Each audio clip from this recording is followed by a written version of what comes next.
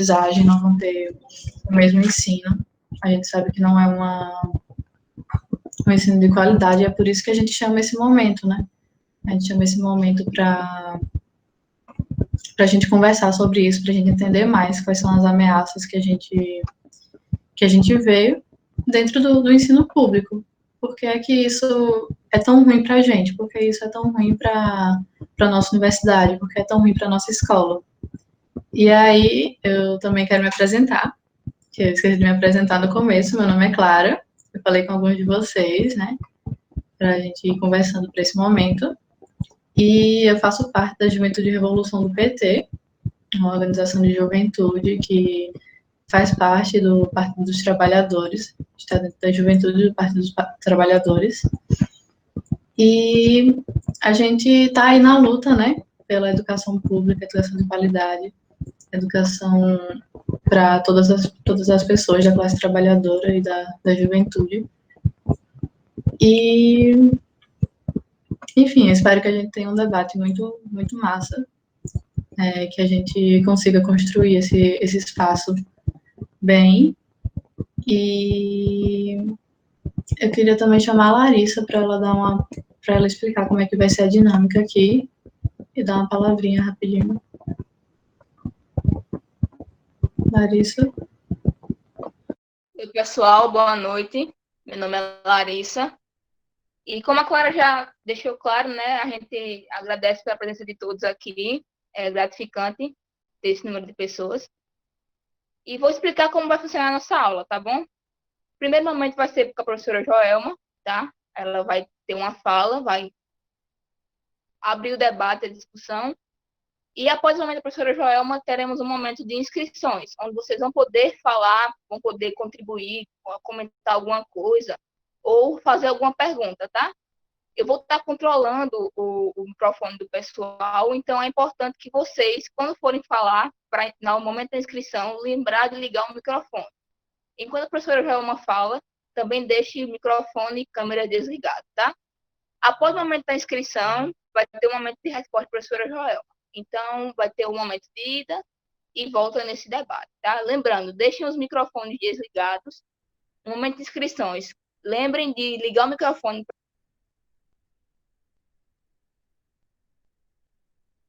Larissa, você desligou seu microfone. Não, desligaram o microfone dela. Desligaram o meu microfone. Eu parei onde? Você estava explicando a dinâmica dos microfones. Ah, sim. Quando for inscrever, lembra de ligar o microfone e falar que quer se inscrever, ou você vai no chat e fala que quer se inscrever, que a gente vai estar realizando aqui a anotação, tá bom? E lembrem sempre, vou falar, liga o microfone. Enquanto a professora Joelma fala, ou outro participante fala, deixem microfones e câmeras desligadas. E se forem falar, é importante que liguem a câmera para a gente ter uma troca melhor, tá? Mas caso não queiram, tudo bem. E é isso aí, pessoal. Pronto, massa. E agora a gente passa a bola para a professora Joelma trazer esse tema tão importante para a gente nesse momento, né? E aí, vamos lá? Vamos lá, né?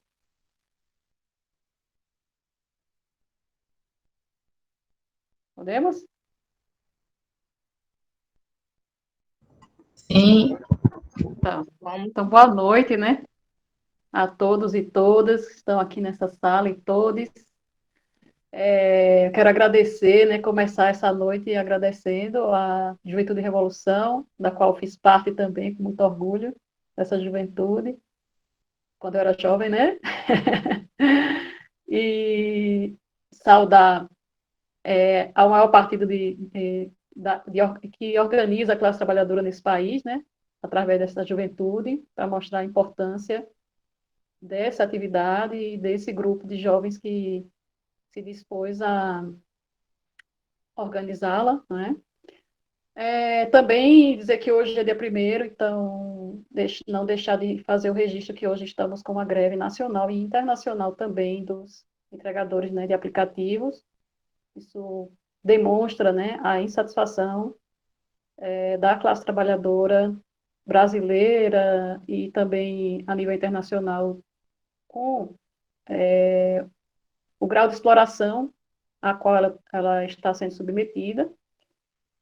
E também não deixar de lembrar os 60 mil, quase 60 mil óbitos, né, pela Covid-19, que coloca para a gente uma situação muito dramática, né, que se a gente já estava num momento de agudização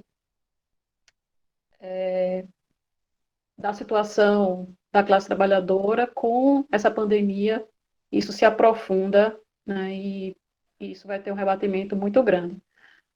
Nisso que a gente vai discutir hoje, né? Então, o tema de hoje, dessa aula pública, é as armadilhas da EAD para o ensino público brasileiro.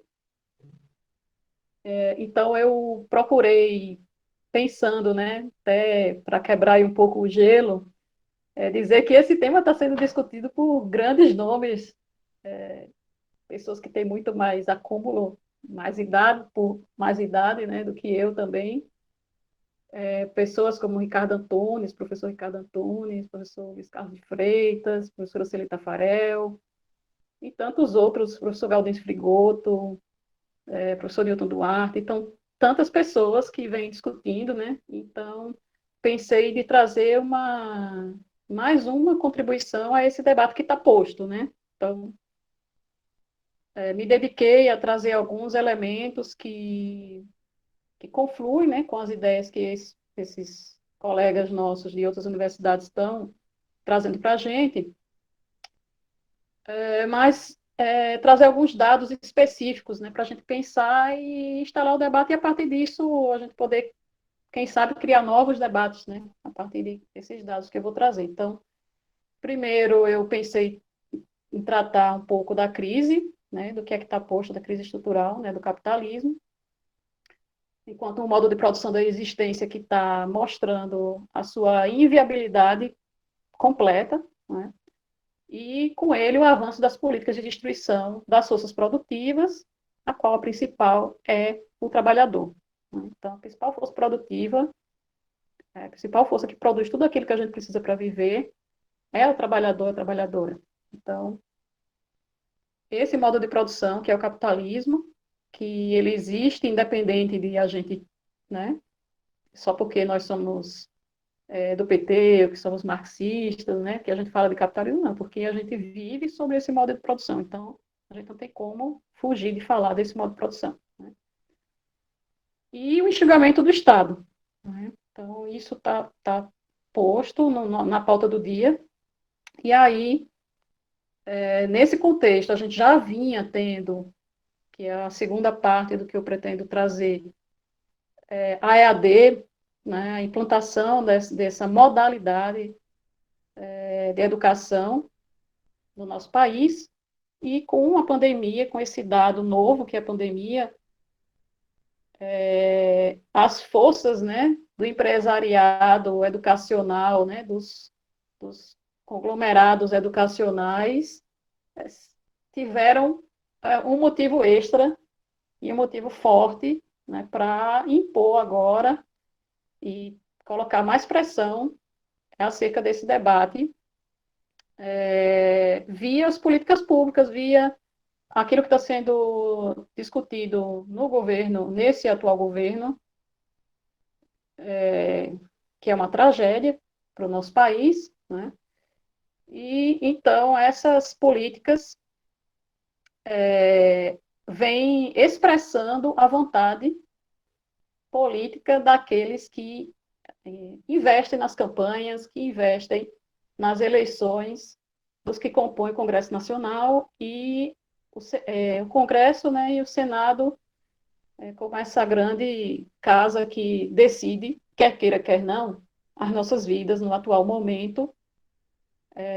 Claro que não sem contradições, não sem luta da classe trabalhadora, não sem resistência por dentro desses espaços também, mas que, do ponto de vista do sistema político, é algo que está posto, né, para a gente. Então, a gente precisa enxergar esses entes que vêm atuando sobre o sistema político, né, que é o empresariado brasileiro, que constitui as diversas bancadas, né, que vão dando a direção daquilo que vem sendo implementado enquanto políticas educacionais no nosso país. Bom, e aí, por último, lógico, né, o que fazer, alguns apontamentos sobre o que fazer, né.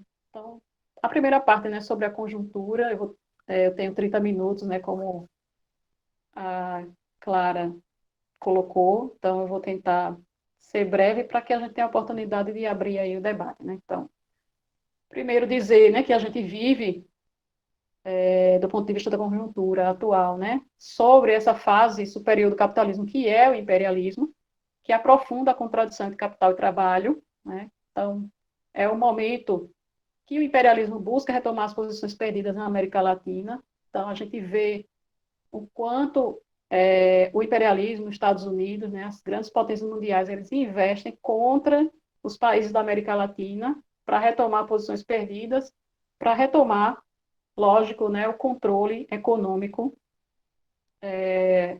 aqui da América Latina. Então, político e econômico, né, logicamente. Aí a gente tem vários exemplos, né, de países aqui na América Latina com governos progressistas que foram sendo atacados um a um, sofrendo golpes, e que a classe trabalhadora hoje se levanta, né, e não só aqui na América Latina, mas no mundo inteiro, né, então demonstra o acirramento e o aprofundamento dessa contradição entre o capital e o trabalho, né, no mundo inteiro e aqui na América Latina. A gente tem desde a década de 70, né, através de um, enfim, né, de um consenso, que é o chamado consenso de Washington, né, a flexibilização de tudo. Então, essa palavra flexibilização, ela perpassa muito a área educacional, né, e aparece como a maior novidade e a melhor novidade e a coisa mais maravilhosa que a gente possa imaginar sobre a educação, né. Mas isso é mais uma expressão da flexibilização do trabalho, flexibilização das legislações para que a privatização avance, né, por dentro de todas as instituições, inclusive as instituições educacionais, né, então já não está fora. E aí, a partir disso, a gente chega na década de 90, a gente vive o governo FHC, né, que expressam aquilo que foi o consenso de Washington, que é a política do FMI, do Banco Mundial, dos Estados Unidos, né, para fazer um ajuste econômico, né, nas regras econômicas mundiais, e aí isso tem um impacto, né, então, na disciplina fiscal, a gente vai ver, né, a emenda constitucional 95, então, a redução dos gastos públicos, abertura comercial, investimento estrangeiro direto, privatização de estatais, a gente está vivendo tudo isso agora, né? Desregulamentação do trabalho, então, o Consenso de Washington, 1990, abre as portas para isso, né? Abre essas novas regras econômicas que são impostas, né?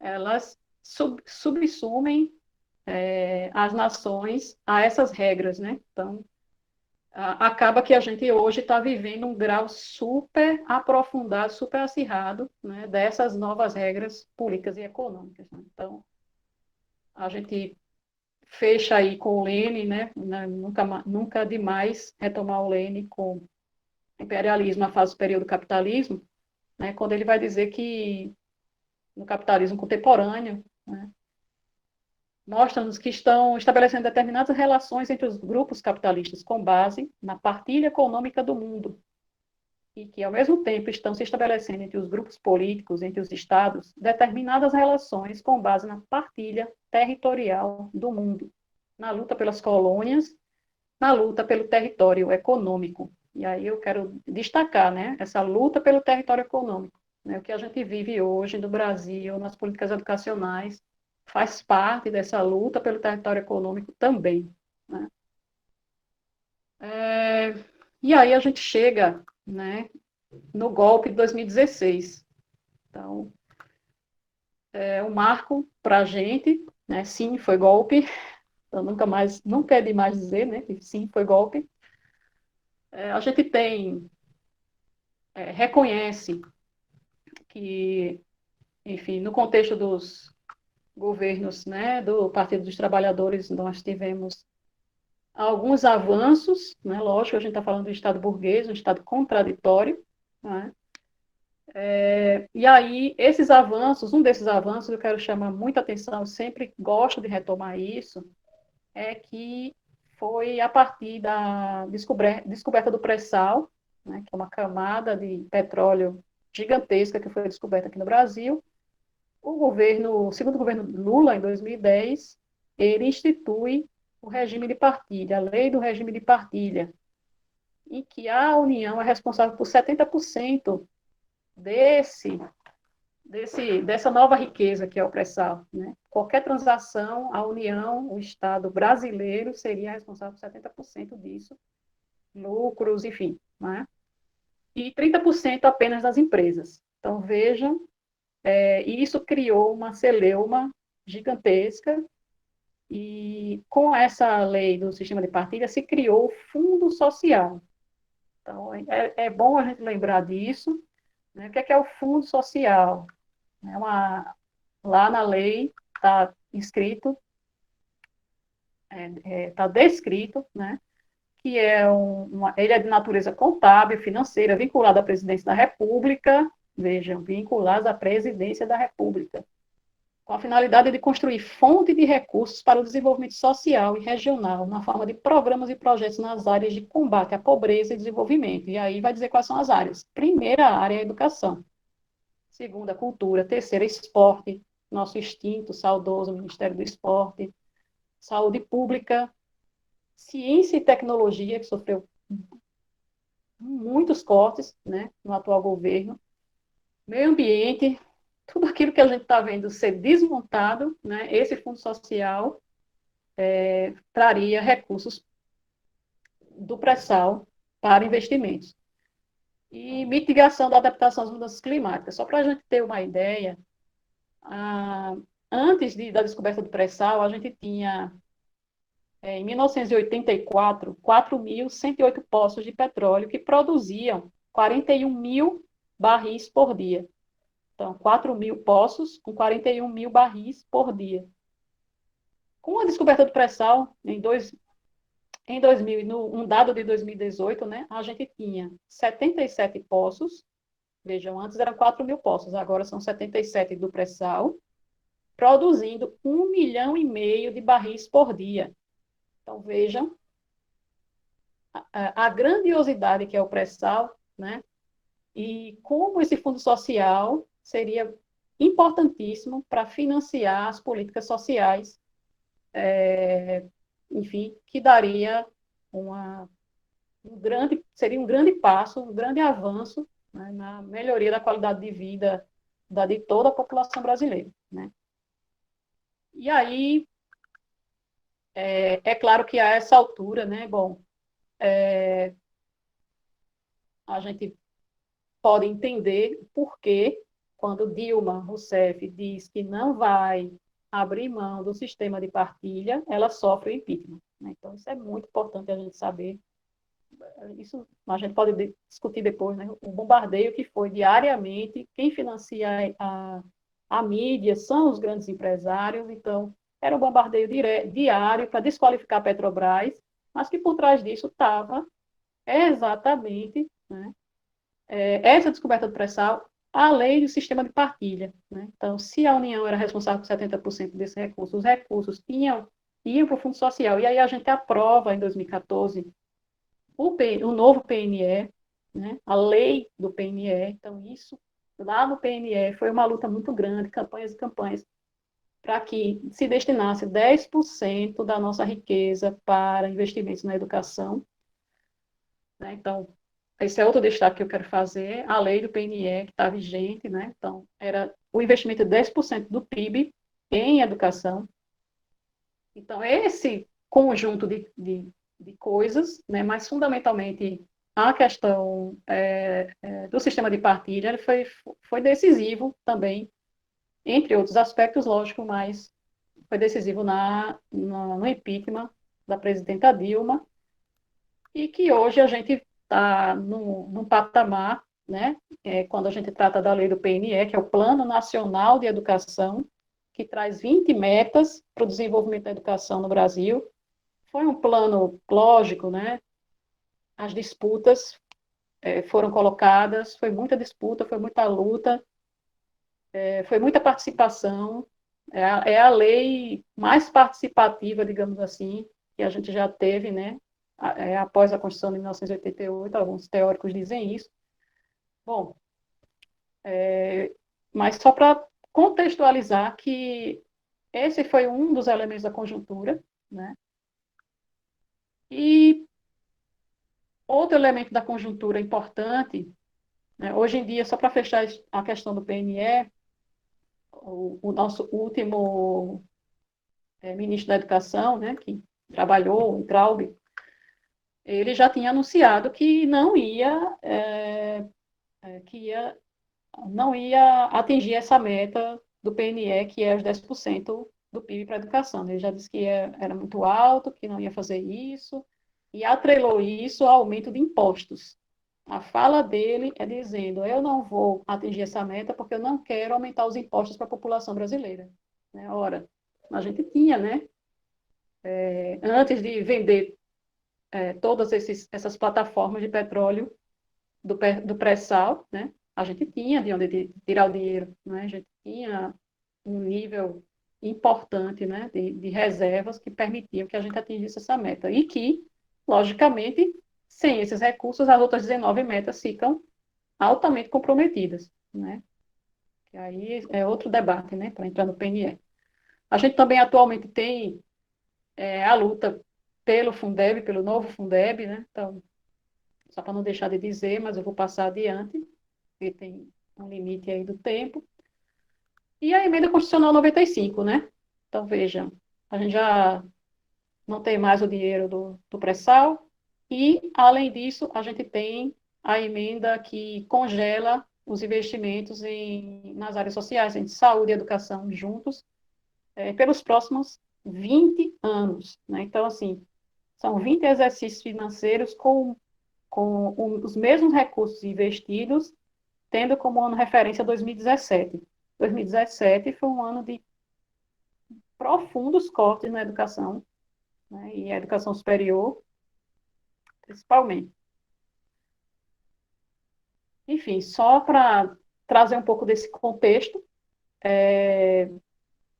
dizer que em 2017, a gente, que é esse ano de referência da Emenda Constitucional 95, o Brasil investiu 3,6% do seu orçamento, do seu orçamento geral em educação, e desse 3,6%, apenas 1% no ensino superior, só para a gente ter uma ideia. Né? Enfim, a gente pode observar, né, a partir desses dados e dessas informações, um conjunto de políticas que vão se construindo, que vão se aprofundando após o golpe com o governo Temer, que a Emenda Constitucional 95 foi aprovada no governo Temer, o não cumprimento da lei do PNE. Atualmente, a gente deveria já estar no patamar de 7% do PIB investidos em educação e não atingimos essa meta.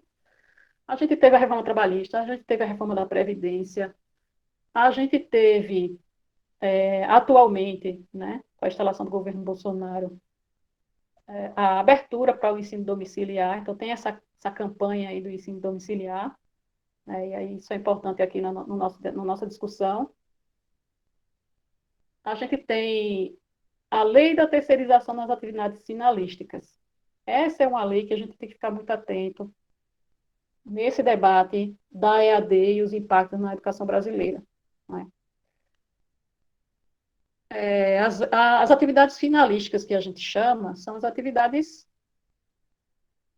que materializam o objetivo das instituições educativas. Então, as aulas, os professores, trabalho educativo que ocorre nas universidades, nas escolas, são as atividades finalísticas. Né? Hoje a gente já tem terceirizado algumas atividades meio, que antes a gente tinha servidores de carreira, né, como os motoristas, né, lá na universidade, estou dando um exemplo da universidade, né, o pessoal da limpeza, da manutenção, muitos, a maioria, né, a segurança, a maioria terceirizados já, né, mas a gente não tinha posto ainda essa possibilidade da terceirização das atividades finalísticas, né, e agora o impacto para a educação disso é que surge no horizonte todas as ideias do empresariado para avançar no que o Ricardo Antunes chama de uberização da educação. Então, imaginem a gente ter empresas especializadas em oferecer trabalhos de professores para atuar a um valor mais rebaixado, professores com uma formação mais rebaixada, isso os relatórios comprovam, os relatórios, enfim, né, de várias pesquisas comprovam que, né, essa terceirização das atividades finalísticas, ela é uma forma, né, de ampliar, aprofundar a superexploração do trabalho, do trabalhador, nesse caso, dos trabalhadores da educação, né?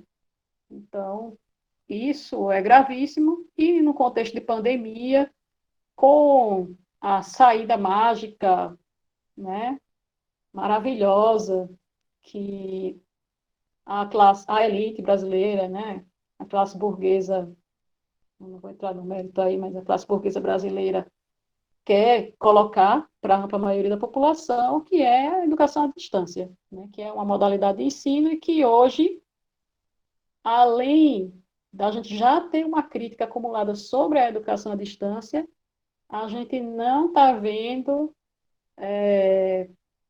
o que a gente está vendo é a defesa de um ensino remoto, que é um arremedo, um rebaixamento, é a forma piorada possível, a pior forma possível de um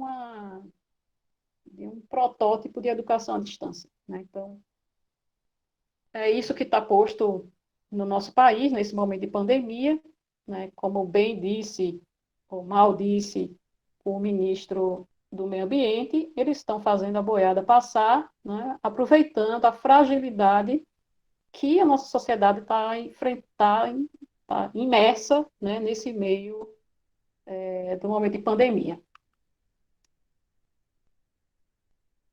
Bom, oi, Professora, tá, 20 minutos, né? já tinha olhado aqui para isso. Então vamos lá, eu vou agora só trazer alguns dados para mostrar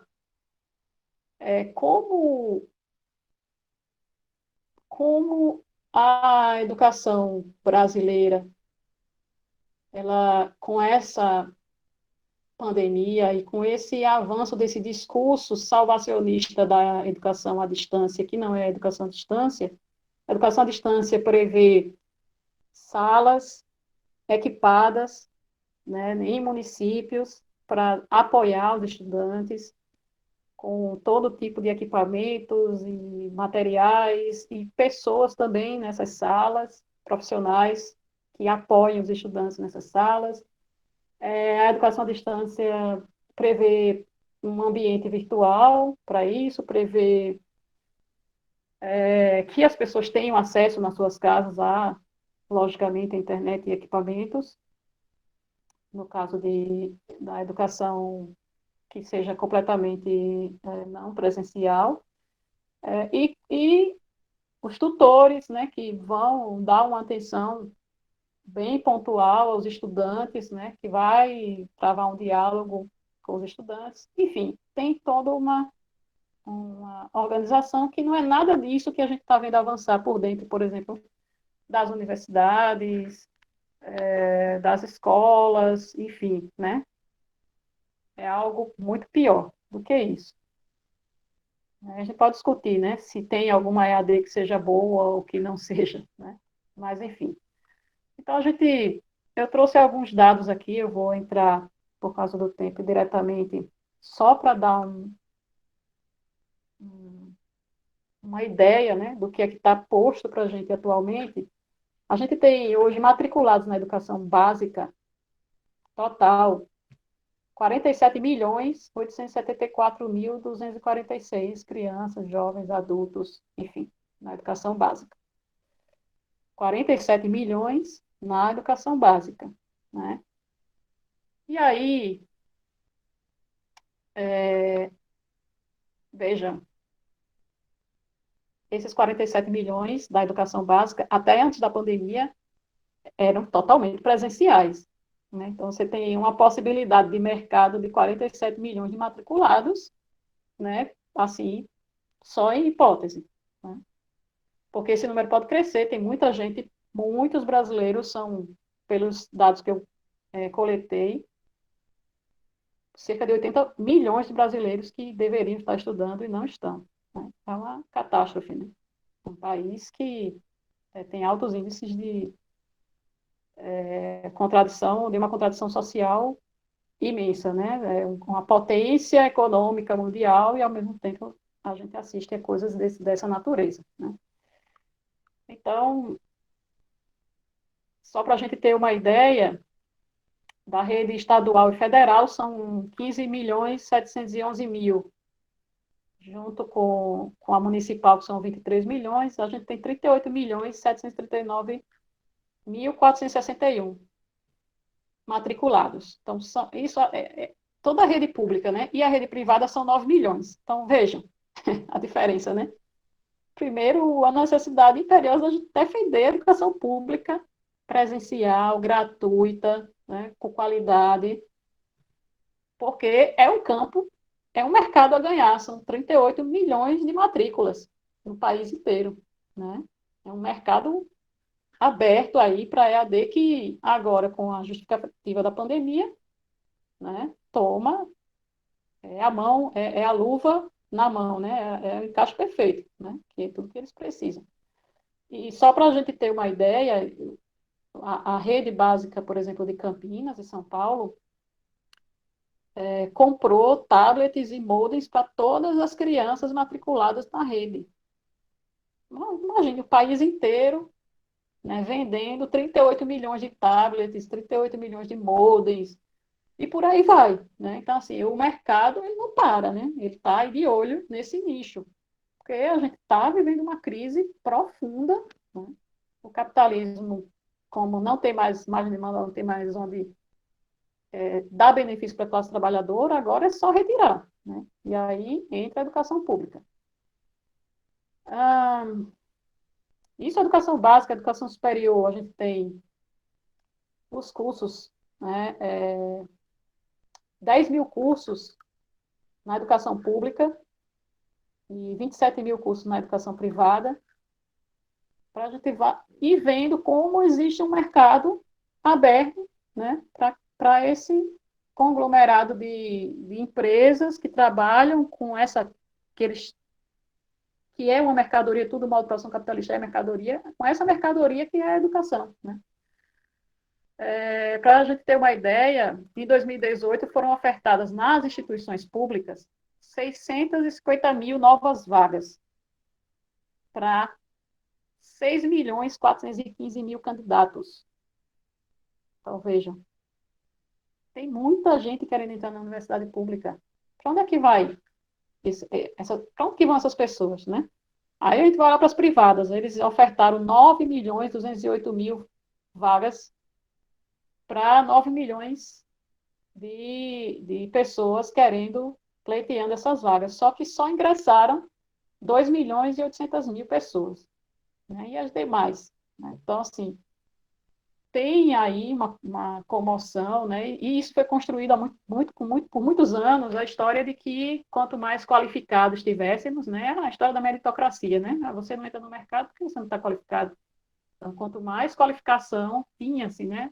Tem essa ilusão, o capitalismo cria, né? Por várias vias essa ilusão, e vai adentrando todos os nichos de mercado que ele encontra. Bom, isso, né, nessa pandemia, a gente está vendo como essa reforma que o Luiz Carlos de Freitas, que é um estudioso da avaliação no nosso país, estudioso da educação, enfim, ele vai chamar de reforma empresarial da educação que está em curso, né? Ele vai dizer que agora a gente vive, então, um momento propício para as grandes corporações mundiais, por exemplo, Google, Microsoft, Facebook, capturar esse debate e garantir uma aceitação melhor das suas plataformas, né, nesse campo educacional, que até então os docentes, professores, né, com as aulas presenciais, não usavam tanto essas plataformas.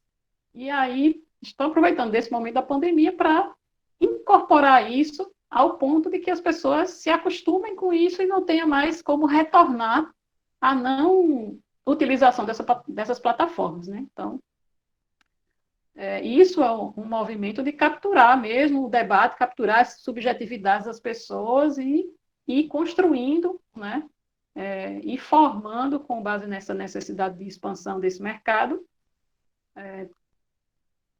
essa nova geração que vai estar exposta, né, a essa marca, né? Vide aí o Windows, né? Então, a gente tem plataformas gratuitas, né? Tem sistemas operacionais gratuitos, mas a gente se acostumou tanto com o Windows que a maioria das pessoas não quer usar outro sistema, né? Então, é isso que eles querem construir, né? E aí vão criando os monopólios, né? Enfim. Bom, eu vou pular aqui, vou só pontuar sobre o outro aspecto, né, não mais do nicho de mercado, né, da educação pública, mas o aspecto do acesso às tecnologias, que a gente tanto discute, mas dizer que tem uma pesquisa, o Comitê Gestor da Internet no Brasil fez uma pesquisa em 2018, é a última pesquisa que tem sobre isso, pelo menos que eu encontrei, assim, sistemática, né? No Brasil, o uso do computador é de 42% na área urbana e 18% no meio rural. Então, já há elementos aí para a gente ir pensando o que significa isso que está posto, né? O uso da internet apenas pelo telefone, essa pesquisa constatou que está nas classes mais baixas. Então, quando as universidades vêm perguntando para os estudantes, você tem acesso à internet? O estudante diz, tenho. Né? Quando você vai ver, é o acesso ao WhatsApp, o Instagram, o Facebook, aquele que não leva embora o seu pacote de dados, né? Mas se você quisesse assistir uma aula, ficar 2 horas numa plataforma, você não teria como ficar, porque aquela sua internet não dá conta, né? E, principalmente, eu não quero deixar de dizer, né? Se as classes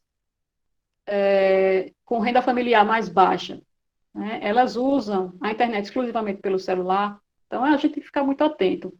A gente não pode aceitar de bom grado que a formação da classe trabalhadora ela se dê através do celular. Isso assim, é o fim dos tempos, né? Isso assim, a desqualificação geral, né, de você fazer formação através do celular, né? E aí tem todo um debate sobre tempo de tela, o professor Luiz Carlos de Freitas coloca isso também, a exposição, tempo de exposição às telas das crianças, né, o que isso traz de dano psíquico e subjetivo, né? Então isso é importante dizer. Bom, e aí, bem pontual, né, nessa pesquisa também, né, se perguntou sobre quantos domicílios tem computador de mesa, 19% no Brasil, no Nordeste isso cai para 11%, e computador portátil, 27% dos domicílios brasileiros têm computador portátil, e no Nordeste isso cai para 17%. 49% dos nordestinos nunca usaram computador, né, só para a gente ter uma ideia. Sobre o acesso à internet, vejam a disparidade, né? Porque o mínimo é você ter um computador para você, né? Não dá para você fazer um curso superior pelo celular. Isso é assim, é o fim de tudo, né? Melhor fechar e ir embora, porque isso não é qualidade mínima, né? Para nenhum tipo de atividade. Que dizer, por exemplo, nível superior, um curso de nível superior, né? Que a gente já discute que CEAD é super problemático, né? Acesso à internet, 67% dos brasileiros têm, no Nordeste isso cai para 57%, né? E os que não têm são 33%, e no Nordeste 43% não têm acesso à internet. Que tem as duas coisas, computador e internet, a gente tem 39%, dos brasileiros, e no Nordeste isso cai para 27% de domicílios com computador mais internet, né? Apenas com internet a gente tem 28%, e no Nordeste 30%, e domicílios que não têm nem computador nem internet são 30% no Brasil, e no Nordeste 40%. Aumenta, né? Então, enfim. Essa pesquisa também constatou outro dado importante para a gente discutir, né? 54% dos jovens de 16 e 14 anos acessam a internet apenas através do celular. 10% de quem acessou a internet foi para cursos à distância. Então, assim, essa coisa de que todo mundo está muito feliz, obrigado, porque a gente quer fazer curso à distância, né? Por autodeterminação, só 10% das pessoas que foram parte dessa pesquisa disseram que fizeram cursos à distância. Enfim, né? São dados assim. Outro dado que eu acho que é importante, bem pontual, é a evasão na EAD. A evasão na EAD chega a 50%. Então, vejam, nesse debate, nessas características todas que a gente está mostrando, né, dos brasileiros, da educação pública, quem é que acessa a educação pública, vejam, aí a gente implanta do dia para a noite, nas universidades, nas escolas, a educação remota, educação à distância, seja lá como se queira chamar, né? E aí a gente já tinha, fora de uma situação de pandemia, em que as pessoas podiam ir numa biblioteca, em que as pessoas podiam recorrer a outros meios, indo, né, fisicamente a outros espaços, enfim, a gente já tinha 50% de evasão na EAD. Vocês imaginem o que significa para o povo brasileiro se a gente faz isso, né? Enfim, implanta isso do dia para a noite, e aí está o quadro, né? É muito recente isso, alguns meses a gente está vivenciando isso no Brasil, mas a gente já tem elementos para dizer que quem que vai ficar de fora, né? Para fechar aqui, não vou nem entrar aqui nesse mérito das coisas da educação à distância por causa do tempo, muita coisa, muita coisa, mas quem no nosso país, né, vai ficar de fora? Então, assim, você tem uma situação da conjuntura que vai empurrando a classe trabalhadora para a destruição do seu trabalho, ou seja, ele vai ficando cada vez mais precarizado, né, mais informal. Quando a gente tem trabalho, a gente vive uma situação de desemprego sem precedentes no Brasil, né? E aí a gente cria um exército de reserva que não precisa de formação. Então, assim, né, o cálculo já foi feito pela burguesia, né? Essas pessoas, né, que vão ficar de fora automaticamente, porque não vão ter acesso por N questões, né, e não vão conseguir lidar com essa tecnologia, porque nós não estamos preparados do dia para a noite no Brasil para ter autodeterminação e auto-organização, que são fundamentos, por exemplo, da pedagogia socialista, para que todos os nossos estudantes agora vão fazer todos os seus cursos, né, à distância. Estou falando de quem tem condições, porque quem não tem, a gente já sabe que as mães, os pais, a classe trabalhadora estão sofrendo. Né? Chega em casa à noite, as crianças só têm acesso à escola, às tarefas da escola pelo celular da mãe, que passou o dia inteiro trabalhando, quando chega à noite vai ter que ajudar os filhos. Então, é tudo isso que a gente está vivenciando. Né? Aí eu estou falando, tá, e aí vamos pensar aqui nós na universidade,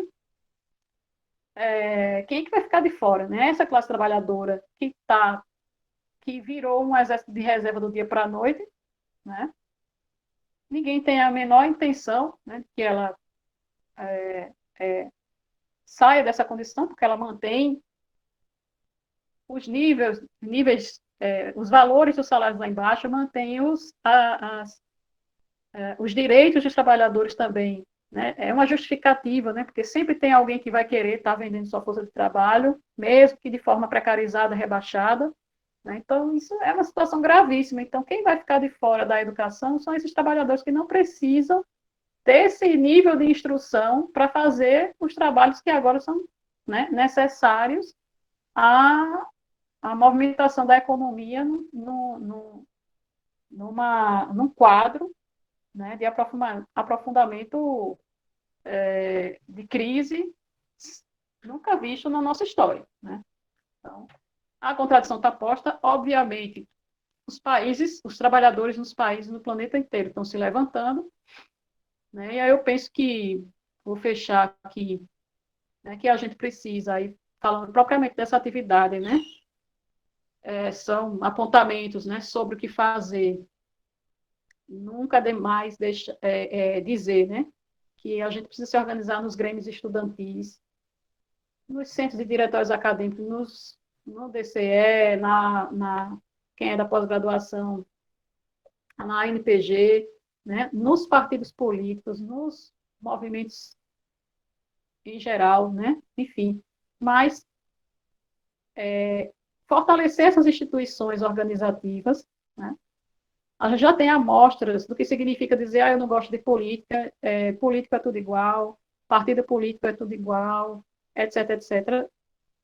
A gente já tem amostra do que a gente está vivendo hoje, né? Foi o resultado de 2013, de que varreu-se das ruas os partidos e as instituições que organizavam a classe trabalhadora e a barbárie tomou conta, né? Então, assim, não existe vazio político, a gente tem que ocupar, a juventude precisa colocar as suas pautas, né, em movimento, fazer grandes campanhas. A gente tem imediatamente possibilidade de fazer campanhas, por exemplo, pela aprovação do Fundeb, nada de privatizar, né, a educação pública, lutar pela recomposição do orçamento das instituições de ensino públicas, federais, estaduais, lutar pela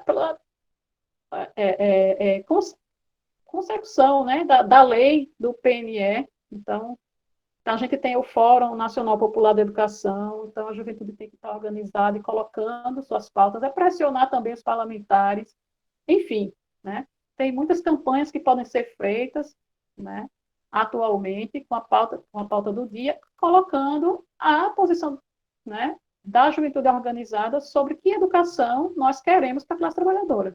A gente não quer a educação rebaixada, a gente não quer a educação esvaziada, uma educação que, se for EAD, ela vai estar sendo controlada, o conteúdo controlado, o conteúdo determinado, né? Porque se homogeneiza a educação para baratear os custos, e aí você, né, faz aquele conteúdo único para todo mundo, fechado, né?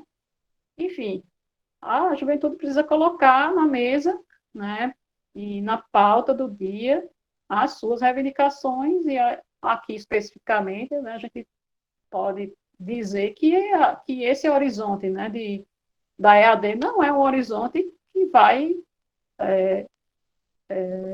enfim, sanar as necessidades, né, vai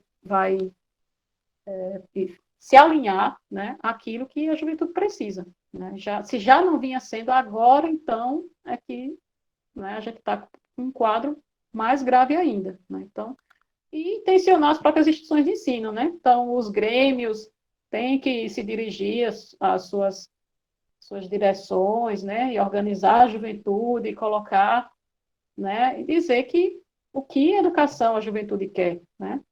Então, acho que isso é importantíssimo para além, né, de a gente fazer as lutas mais gerais em defesa do direito dos trabalhadores, porque quando a gente protege os direitos dos trabalhadores, quando a gente protege o trabalho e o trabalhador, ao mesmo tempo a gente está protegendo e colocando um horizonte de educação que tem a ver com esse trabalho que a gente está pleiteando para a classe trabalhadora, né? Com essas melhores condições de trabalho, né? Então, com a melhor organização do trabalho. Então, uma melhor organização do trabalho requer uma melhor organização da educação, né? É um par dialético, né? O trabalho e a educação, por isso, né? Então, assim, se você rebaixa o trabalho, então, a pessoa que faz entrega de alimentos, né? Ela não precisa ter uma formação, segundo a ideia da classe burguesa, né? Ela não precisa ter uma formação para esse tipo de trabalho, né? Então, se justifica o ataque à educação a partir do ataque que se faz ao trabalho e ao trabalhador, né? Então, era isso que eu queria colocar, eu passei do tempo aí, muita coisa, foram muitos dados aqui que eu levantei, mas que aí podem aparecer no debate e a gente vai complementando. Obrigada pela atenção. É isso aí, professora. Obrigado. Já vi que o pessoal estava comentando muito no chat. E agora é o momento de vocês abrirem o microfone e as câmeras e acrescentarem ainda mais nesse debate, né? Trazer essas ideias que vocês puseram no chat para o pessoal ouvir de forma mais clara, não só ler. E quem ainda não comentou também tem a chance de comentar agora. Para facilitar a dinâmica e para melhorar também, a gente pensou em organizar da seguinte maneira as inscrições. Vão ser inscrições com tempo limitado, tá? Vão ser cerca de 3 minutos. Caso haja muita gente que se inscreva, a gente pode diminuir esse tempo, mas aí depende da participação de vocês. E se for que a gente inscrever, também pode aumentar. E aí, pessoal, quem vai querer se inscrever agora para falar algum comentário? Boa noite. Gente, Cícera. só pedir para que quem for se inscrever, fala nos comentários o nome, que aí a gente consegue ficar mais organizadinho, pode ser?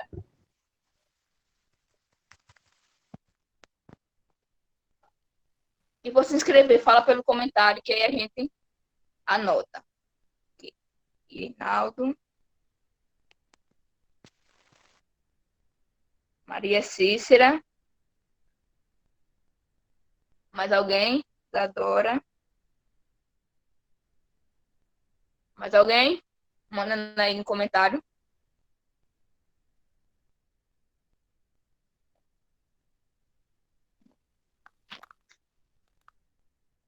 Vamos, pessoal. Tá todo mundo conversando pelo chat. Vamos falar mais agora. Mais ninguém? Larissa, rapidinho. Tu Oi. viu que o Irinaldo se inscreveu antes da Maria Cícera? Vi, tá aqui. Ah, beleza. Então vamos iniciar com Acho os que a três gente primeiros, pode... depois a gente volta com o restante. Isso.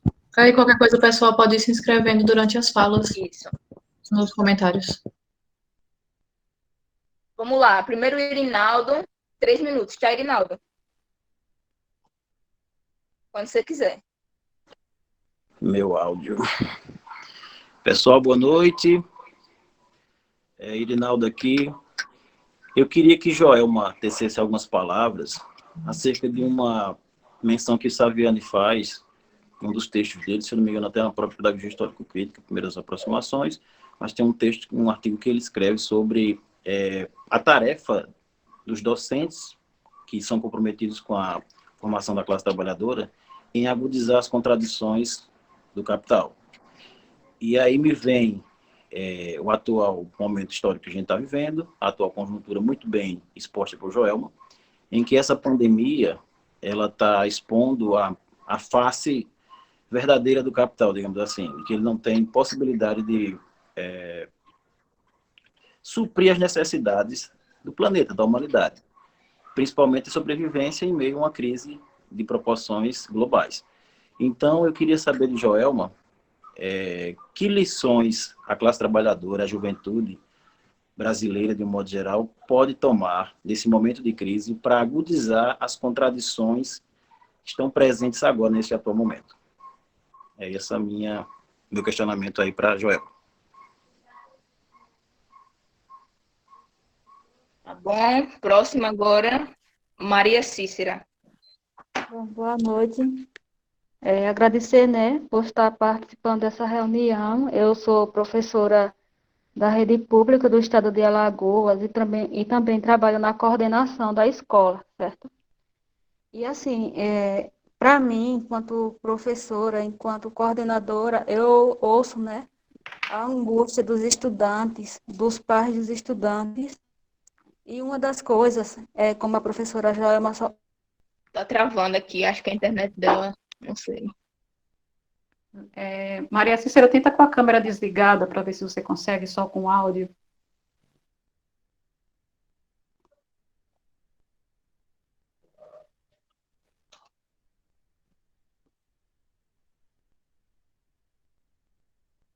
Acho que ela não está ouvindo. Maria Cícera?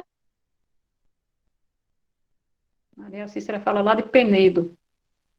Vamos para a próxima. Quando ela voltar, e ela completa a fala, né? Isso. Isadora? Oi, tô aqui. Boa noite, eu me chamo Isadora, eu sou aluna de Ciências Sociais da Universidade Federal da Paraíba, do campus de João Pessoa, aqui na capital.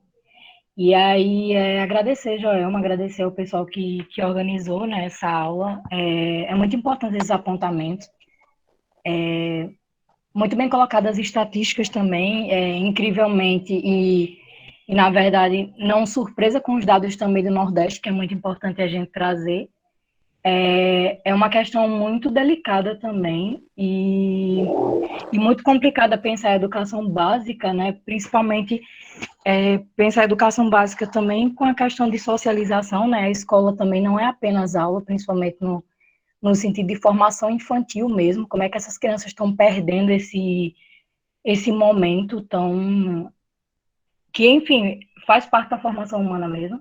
E falar das universidades, pelo menos no campus daqui da Paraíba, né? A UFB, a reitora já estava dando a paquerada com o Futurice mesmo antes da pandemia, o que a gente já vinha problematizando isso, e a gente está com um período suplementar funcionando, começou em junho para terminar em agosto, com cursos, minicursos, e algumas disciplinas obrigatórias que os departamentos ficaram, dos professores e professoras resolverem entre si que disciplinas seriam dadas, né? Então, por exemplo, o Departamento das Ciências Sociais está ministrando a disciplina seminária TCC e TCC para que não atrasasse esses alunos que estão terminando o curso. E é muito problemático porque essa questão de EAD, que na verdade é um ensino remoto, que, como bem colocado pela professora Joelma, não é um EAD, né? É esse ensino remoto, e é problemático porque a questão não é só a internet, né? A questão não é apenas uma questão financeira. Tem uma amiga que está fazendo mestrado num programa de antropologia e ela recebe bolsa, mas ela mora na zona rural, no sítio, em que não tem nem sinal de telefone. Então, mesmo que ela tenha todo o dinheiro do mundo, ela não vai ter acesso a essas aulas. E aí, eu toco nesse assunto, já vou terminar, o negócio de terminar, eu vou ficar correndo, mas é complicado porque a gente volta para o ponto inicial do capitalismo, que é essa desigualdade mesmo, e de cursos de pós do Nordeste que vão ficando para trás também, porque como é que esses alunos, com também, que na época de pandemia agora, tivemos os cortes de bolsa nos programas de pós-graduação do Brasil, né? Algumas foram retomadas, mas pouquíssimas. Mas a nota vai caindo, essas universidades do Sudeste e do Sul continuam no topo. E a minha pergunta é essa, que fica girando como aluna de graduação, que está fazendo projeto de extensão, que está pagando esses cursos de suplementares e que provavelmente vou ter que fazer o EAD também, porque estou terminando o curso, é a pergunta de: isso é mesmo necessário? É sério que a gente precisa ter que terminar esse ano e o mundo vai acabar se a gente não priorizar vidas e não priorizar uma saúde mental que tem pesado tanto? E é como se não acontecesse essas aulas, os alunos apenas deitassem na cama e dormissem, como se não tivesse diversas e milhares de obrigações, principalmente pensando alunos de licenciatura que são alunos trabalhadores, e que infelizmente estão tendo que colocar comida na mesa, né? É basicamente isso, e perguntar talvez para a professora Joelma ou para as meninas o que é que a gente está podendo fazer nesse momento, o que é que a gente pode fazer para ir contra esses calendários que vão querer impor, né? E que várias universidades já voltaram, como a UFRN, enfim, e que estão voltando com esse ensino remoto e que não é AD. Enfim, obrigada. Obrigada, Isadora. A Maria Cícera retornei. retornou aqui. Bom, Deixa só a câmera pra... desligada, tá? Porque aí Tá, facilita, vai que a internet não piora. uhum, Pode continuar seu comentário. Então, assim, só para concluir, né? Então, os alunos começaram a se desmotivar, né? Com essa questão do tema gerador e não participarem das aulas. Aí eles colocavam nos grupos: professora, não é justo, porque é período de pandemia, a gente ter nossos conhecimentos, né? Assim, retirados, ter nossos conteúdos retirados. Aí a gente ouviu os alunos, fez reunião de líderes e tudo, e a gente decidiu que sim, os alunos devem ter os conteúdos, né, das áreas específicas, além dos outros que têm as dificuldades de pegar o material impresso na escola, né? E assim, realmente é uma situação muito excludente, tanto em relação a não ter acesso a transporte, a não ter acesso à internet, e muitos só ter realmente, como a professora falou, um celular, e que esse celular às vezes é compartilhado pela mãe que estuda a EJA à noite, eu tenho uma aluna assim, pelos filhos que estudam pela manhã. Então, assim, isso não foi levado em consideração nesse momento, né? É como a Isadora falou, será que se a gente parasse, não seria esse momento da gente parar e esperar um pouco e não querer fazer as coisas atropelando tudo, né? Então, assim, na minha opinião, a gente precisa refletir bastante sobre isso. Muito obrigada. Obrigado, Maria Cícera.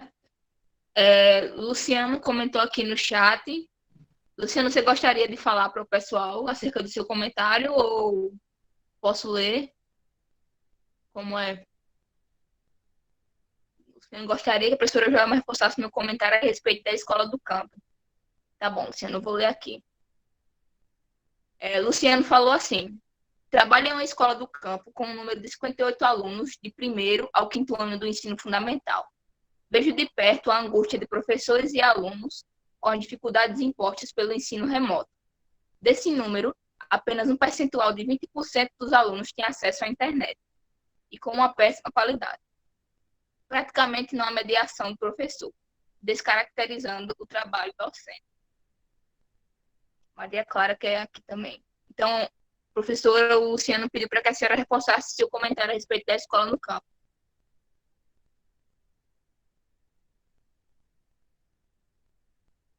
Maria Clara se inscreveu, mais alguém agora?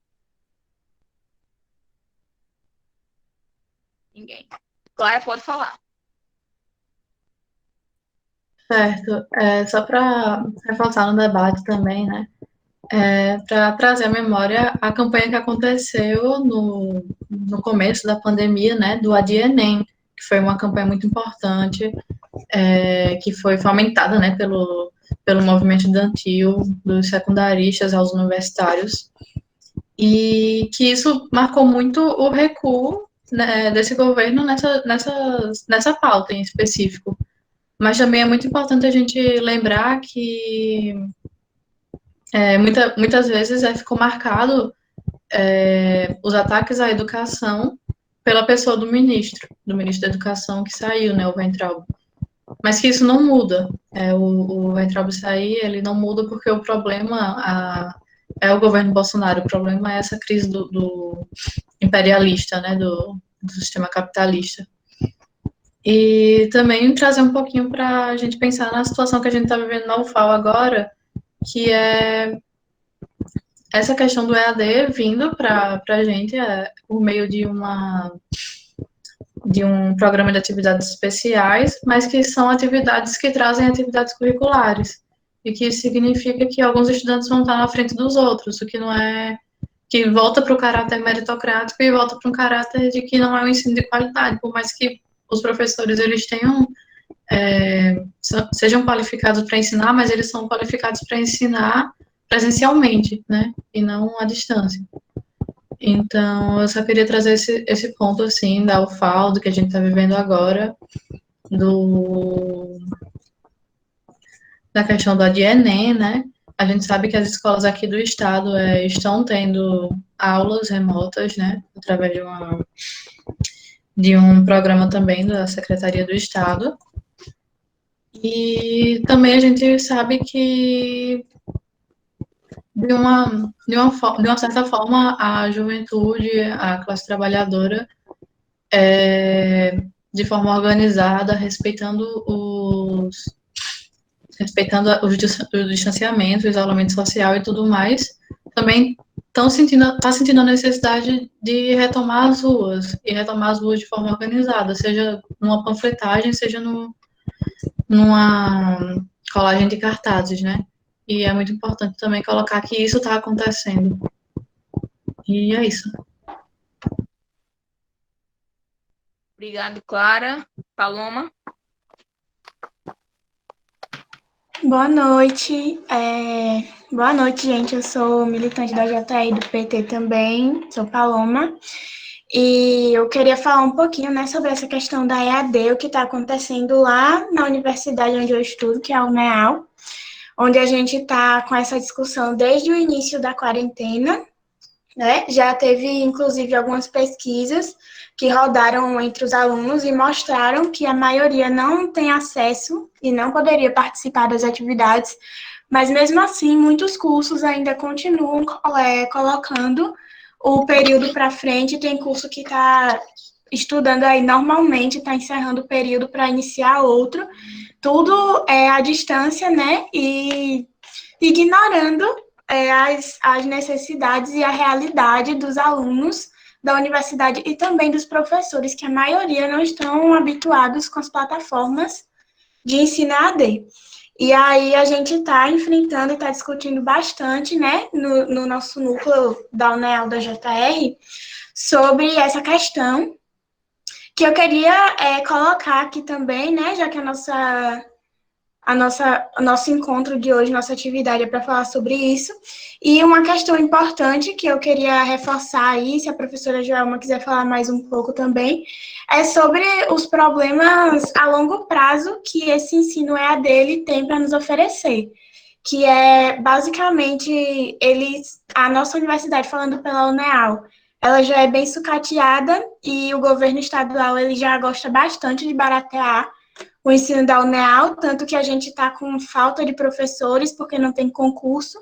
Então, eles empurrando esse EAD para a gente é mais um motivo para que eles parem de investir na UNEAL e para que eles coloquem essa ideia de ensino à distância para frente, o que vai tornar a universidade estadual excludente, né? E é uma universidade que atende, em maioria, alunos do interior, alunos que vêm de sertão, filhos da classe trabalhadora. Então, é um problema que a gente tem não só para agora, com a falta de acesso da maioria dos alunos, mas um problema que a gente tem para enfrentar aí a longo prazo, caso esse ensino continue, né? Caso esse ensino EAD continue e eles queiram empurrar isso para a gente de forma definitiva. Então, acho que é isso. Eu acho que se a professora Joelma quiser acrescentar mais um pouco sobre esses problemas, a longo prazo aí seria interessante. Obrigado, Paloma. Próximo aqui seria o PH, mas ele pediu para ser por último agora. Falou aqui comigo. Então, Maria Vitória, por favor. Boa noite. Sou Maria Vitória, militante da JR, militante secundária. Eu gostaria de fazer uma pergunta acerca de muitos argumentos que alguns professores estão utilizando. Eu sou estudante do Instituto Federal e eu escuto tanto lá, tanto alguns outros amigos de escolas estaduais estão comentando muito isso, de que alguns professores estão falando que essas atividades remotas não serão avaliadas como se fossem uma atividade curricular normal, presencial. E eu gostaria de saber qual a sua opinião referente a essa questão dos pontos extras, visando que mesmo que eles usem como argumento não terem o mesmo valor, mas mesmo assim ainda muitas pessoas terem a carência de não, além de não terem o acesso, não terem possibilidade de responder e de enviar dentro do período que eles passam para a gente fazer. Obrigada. Obrigado, Maria. O Vinícius vai ser o próximo, a gente encerra esse bloco com ele e depois a gente inicia outro, tá bom? Vinícius, por favor.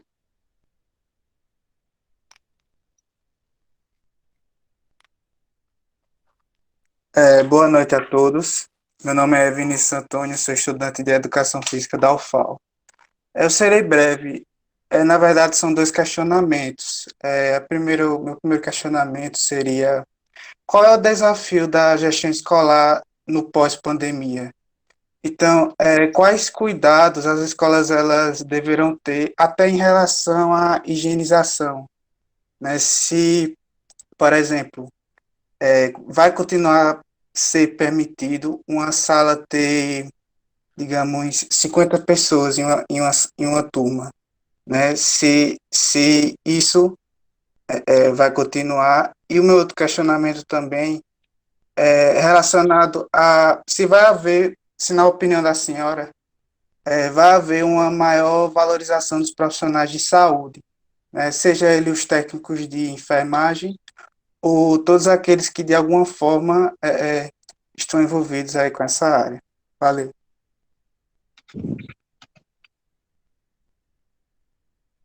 Obrigado, Vinícius. Professora Joelma, fique à vontade para responder essas perguntas desse bloco. E o pessoal depois pode se inscrever de novo. Mais 5 pessoas no próximo bloco, para a gente não se estender muito. Beleza. Então, vamos lá, foram muitas questões, né? Mas vou tentar dar uma geral e ver o que é que eu posso, né? Colaborar. Irinaldo, né? Sobre o que o Saviani traz como acudizar as contrações de capital, né? O papel do professor.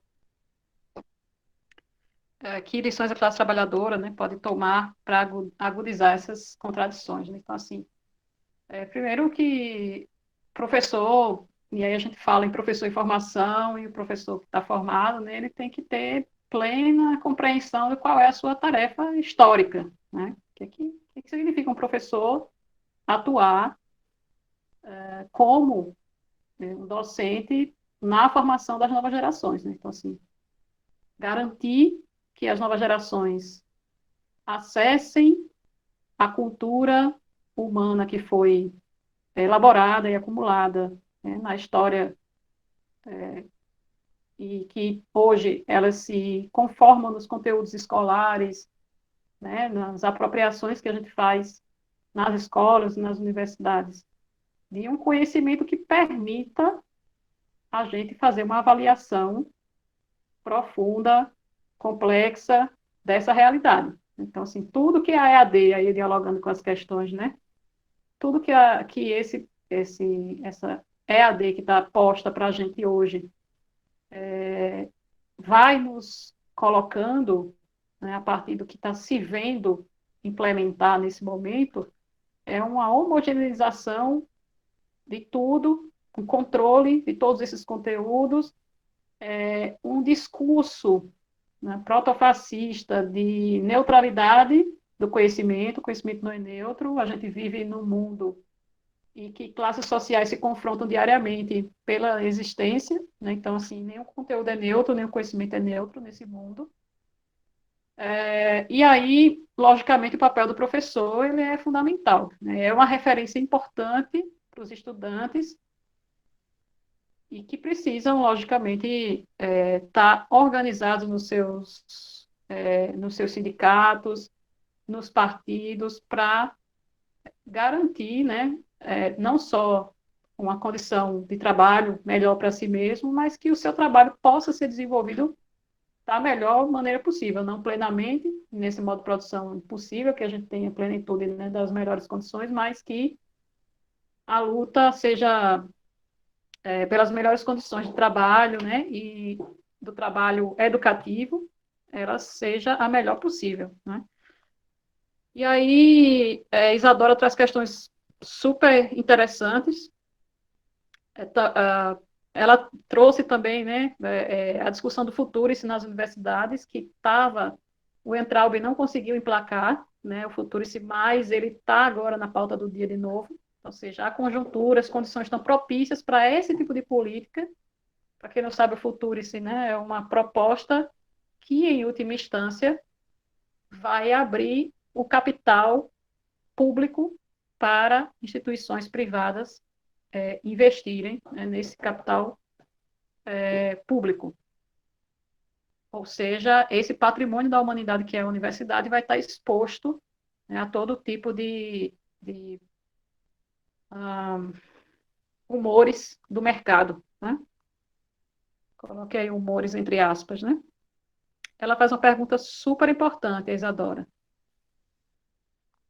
um parêntese, né? A Isadora também traz a questão da pós-graduação. Eu peguei um dado da pós-graduação que eu queria mostrar para vocês, que é a seguinte. Nesse relatório que foi feito é feita há 11 anos uma avaliação da EAD no Brasil. E no último relatório dessa avaliação, esse grupo, né, da EAD, da Associação Brasileira de Educação à Distância, faz o seguinte comentário lá, a partir dos dados que eles identificam, que os cursos que ainda não decolaram, eles usam esse termo, decolaram, os que ainda não decolaram são superiores de doutorado, que tem apenas 144 matriculados em doutorados EAD no Brasil. E de ensino médio, atenção, né? Ensino médio não decolou ainda, né? Em 2018, são dados de 2018, lógico que agora com a pandemia, né, já está o hangar do aeroporto inteiro, né, para decolar. Tanto na modalidade regular quanto na EJAI, né. Aí eles dizem, vale ressaltar que com a nova regulamentação dessas áreas, os cursos nesses níveis de ensino tendem a crescer. Vejam, eles falam, com a nova regulamentação dessas áreas, os cursos nesses níveis de ensino tendem a crescer, ou seja, doutorados, mestrados, que são poucos, e ensino médio tende a crescer EAD. E isso foi lá em 2018, vocês imaginem agora, né, com toda a legislação. Aí eu não citei aqui, né, mas que contribui aí para as respostas também. Tá aqui no início, até coloquei aqui, que no dia 6 de dezembro do ano passado, 2019, foi aprovada a portaria do MEC 2117, que amplia a carga horária dos cursos presenciais para a possibilidade de 40% em EAD. Está escrito dessa forma. Nesse relatório da Associação Brasileira de Educação à Distância, eles fazem toda a pesquisa e tudo, e em cima da última legislação que se havia, é que a denominação de cursos semipresenciais significava que eles tinham até 20% de EAD. Então, vejam, né, como o pulo do gato, né, agora com a pandemia. Então, 40%, se 20% é semipresencial, imagine 40%, né? E isso chega na nossa universidade, né, chega na UFAL, por exemplo, né, muita gente defendendo isso, como se fosse a coisa mais, assim, perfeita e maravilhosa, que vai salvar todos nós disso que está ocorrendo. Então, aí a Isadora faz essa pergunta. Isso é mesmo necessário? Né? Então, assim, eu concordo com essa pergunta. Eu, particularmente, já passei um ano sem estudar quando eu era criança, enfim, né, porque fiquei doente e tal. E isso não alterou em nada a minha vida, assim, concretamente falando, né, assim. Eu não fiquei traumatizada quando eu voltei para a escola, depois de um ano, né, enfim, continuei minha escolarização normalmente, mudei de escola, enfim, né, assim, aí você pega uma situação de pandemia, cria um ambiente para dizer que o mundo vai realmente se acabar se as crianças não forem para a escola durante 6 meses, um ano, que seja, né? E, com isso, dizem a única forma que a gente tem é a EAD, né? Então, realmente, isso é uma pergunta, e acho que a juventude pode se reunir em torno dessa pergunta e discutir e debater. É realmente necessário isso que está acontecendo, né?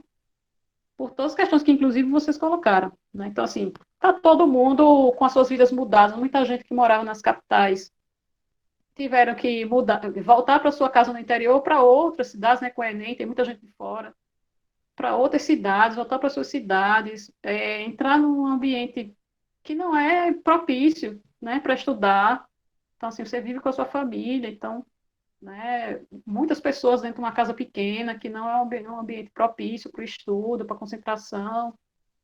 Enfim, e isso, inclusive, tem pesquisa sobre isso, a juventude falando sobre essa dificuldade de estudar em casa, porque não tem esse ambiente, né, preparado para isso, enfim.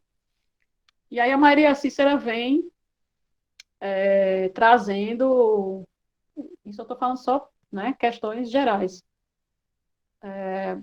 trazendo que os estudantes querem os conhecimentos específicos, né, mas que isso se confronta com uma situação altamente excludente, né? Então, assim, a gente pensar que nós que temos uma compreensão mais ampliada, e aí isso não é uma questão de diminuir a importância dos estudantes ou não, mas é uma questão de construção de uma compreensão, que por isso que é importante a gente ter grêmio estudantil, ter pessoas que têm uma compreensão mais ampliada do que está acontecendo, dialogar com esses jovens, dizer, olha, eu sei que é importante ter o conteúdo, mas veja, olhe para o seu lado, né? Se você tem direito a estudar, o seu colega também tem. Então, assim, inclusive é uma oportunidade histórica de tratar sobre isso que se impõe na nossa sociedade e na educação da nossa sociedade, que é, né, o próprio Carlos de Freitas fala e outros estudiosos falam, o individualismo, né?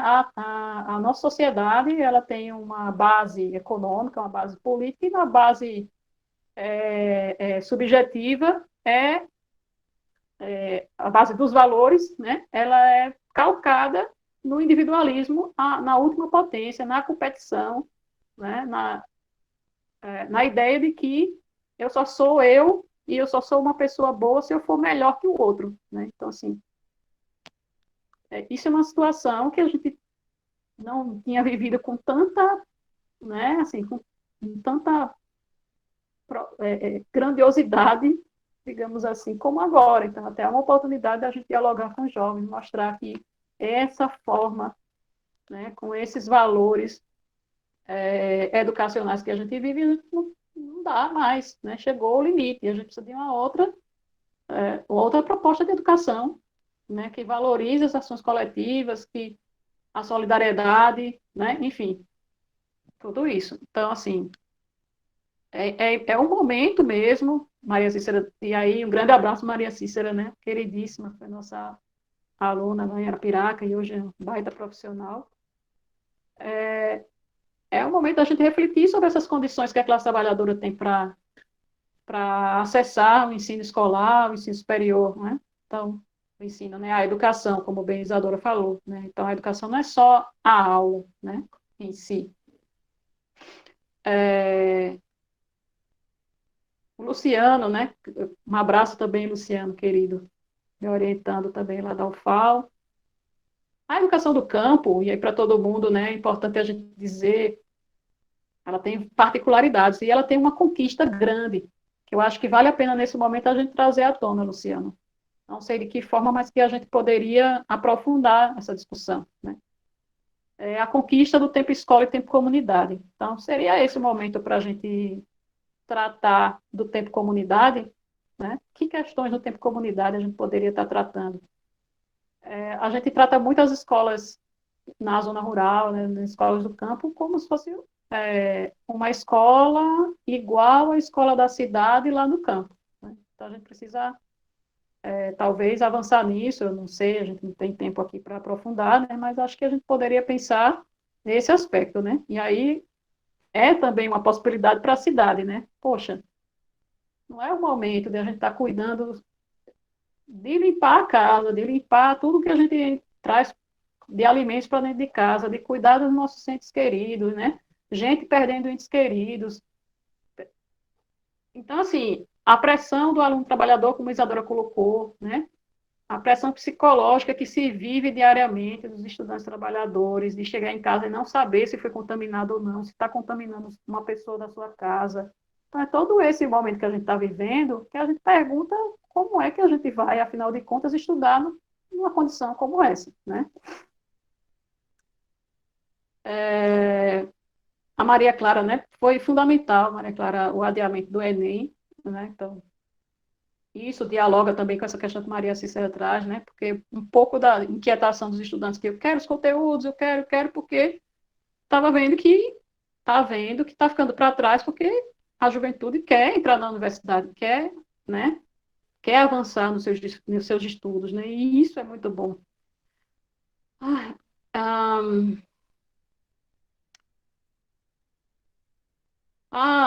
a Maria Clara também traz as questões que a gente está vivendo na UFAL.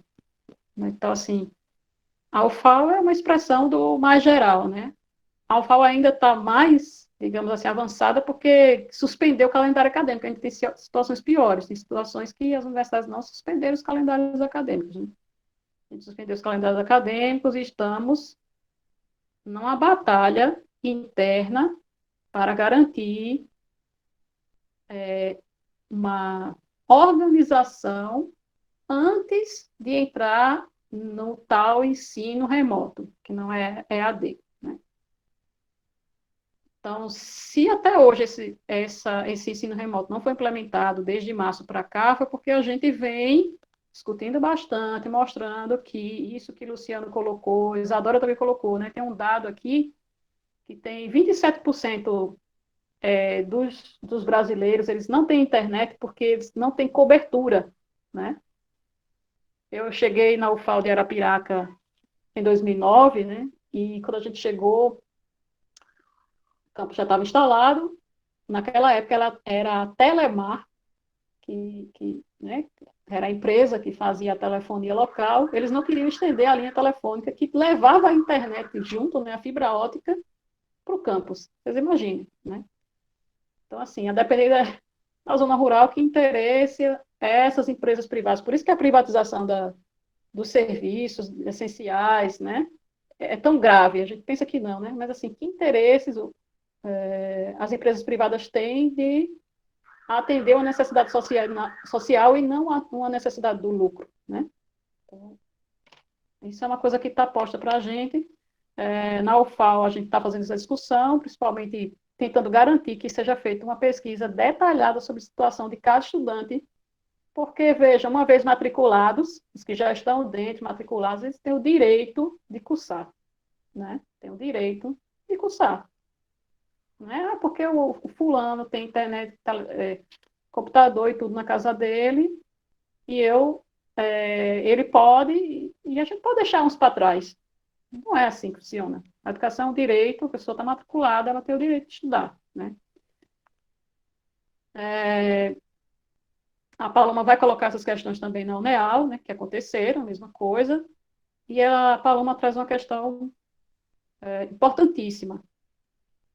Eu fui gestora, né, da universidade nos últimos 4 anos e vivi o governo Temer e o início do governo Bolsonaro como gestora da universidade, e todos os dias a gente recebia ou a portaria, ou se assinava uma medida provisória, alguma coisa suspendendo as progressões, suspendendo as contratações via concurso público.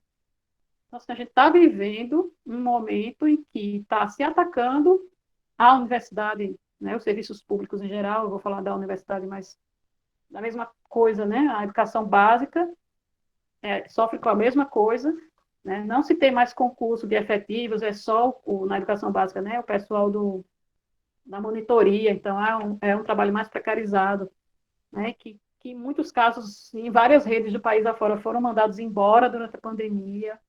A gente está vivendo esse momento, né? Então, assim, a Paloma fala, olha, essa EAD, ela vem baratear o ensino e ajuda naquilo que o governo estava implementando até então, né? Que não estava investindo nada na universidade, na UNEAL, e que agora a EAD vai ajudar bastante e que continue sendo assim, né?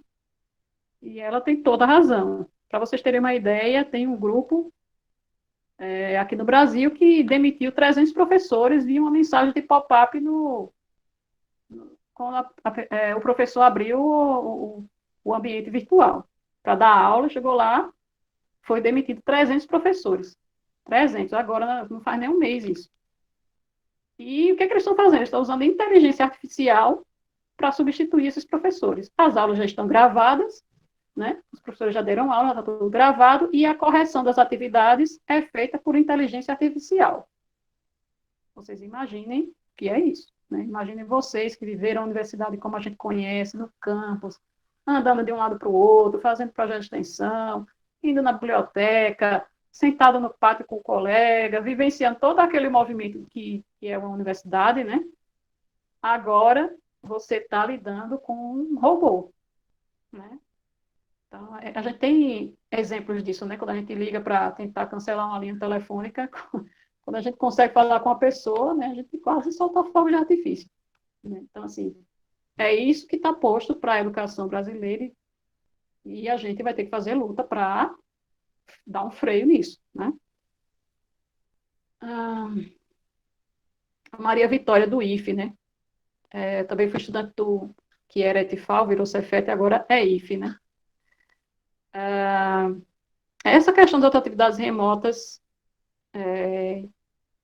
que não serão avaliadas, né? Como se fosse, ela pediu o que é que eu penso sobre isso, né? Como se fosse presencial e não ter o mesmo valor, enfim.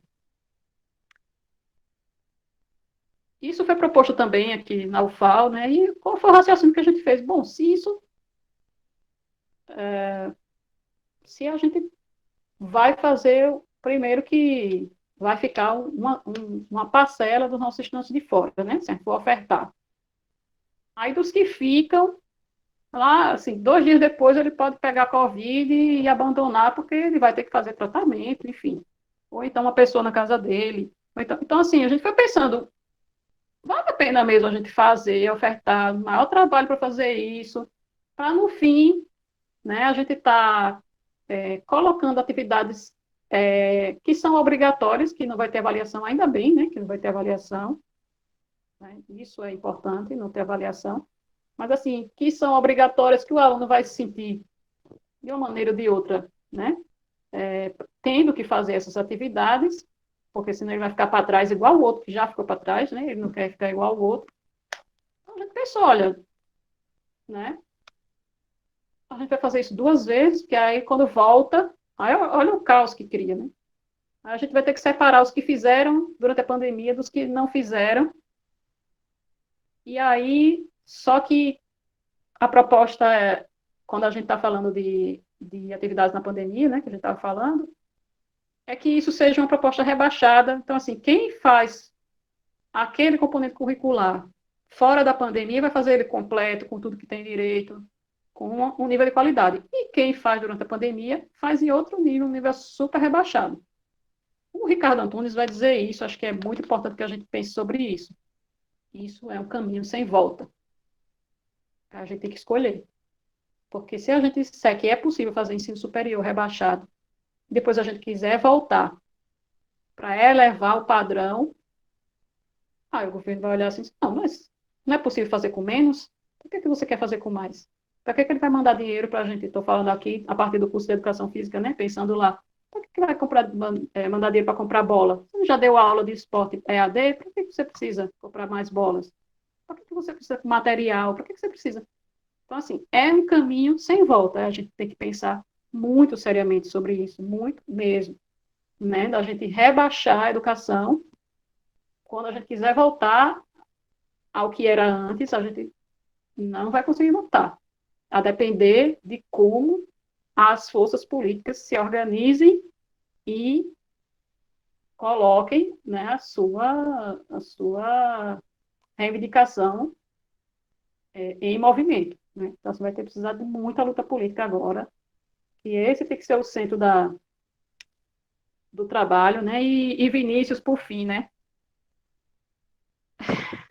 Vinícius agora, no meio da pandemia, que os trabalhadores da saúde estão super cansados, estão aí numa batalha enorme, que eles não estão sendo valorizados, você imagina, depois da pandemia. Vocês viram, já teve PL, projeto de lei, para congelar os nossos salários estão congelados, né? A gente propôs que os profissionais da saúde não entrassem nesse grupo, porque eles estão atuando, eles estão na linha de frente, governo, Senado, e o presidente Bolsonaro disse que não, vetou. Bolsonaro vetou isso. Então, todo mundo agora vai passar até 2022, se não estiver enganado, ou até o final do ano que vem, sem reajuste salarial. Inclusive os profissionais da saúde. Então, assim, os profissionais da saúde estão sem EPI, os profissionais da saúde estão super explorados, não tiveram reajuste salarial nessa pandemia, hora extra, essas coisas.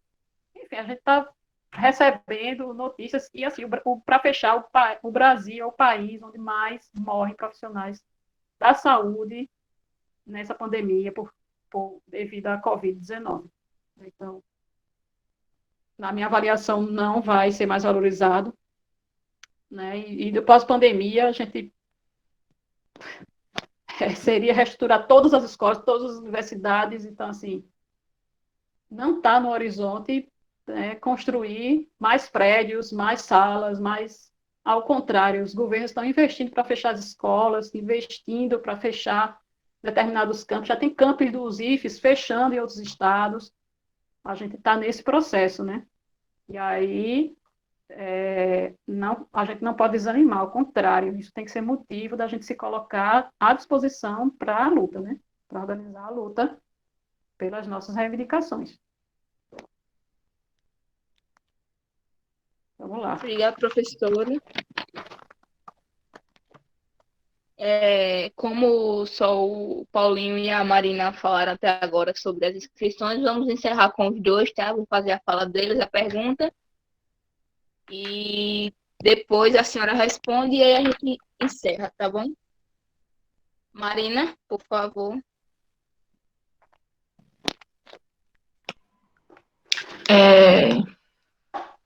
Tá dando para me ouvir direitinho? Acho que tá, né? Já sim. Meu nome é Marina, né? Eu sou militante da JR do PT aqui de Minas. Achei interessante vir participar da atividade. Só queria compartilhar um pouco da minha experiência como estudante de universidade privada, né? Porque, assim, desde que eu comecei a faculdade em 2017, eu conheci a JR, comecei a militar, e desde então a gente vem debatendo essa questão do EAD, que vem precarizando cada vez mais na universidade privada, já é uma coisa que acontece há muito tempo.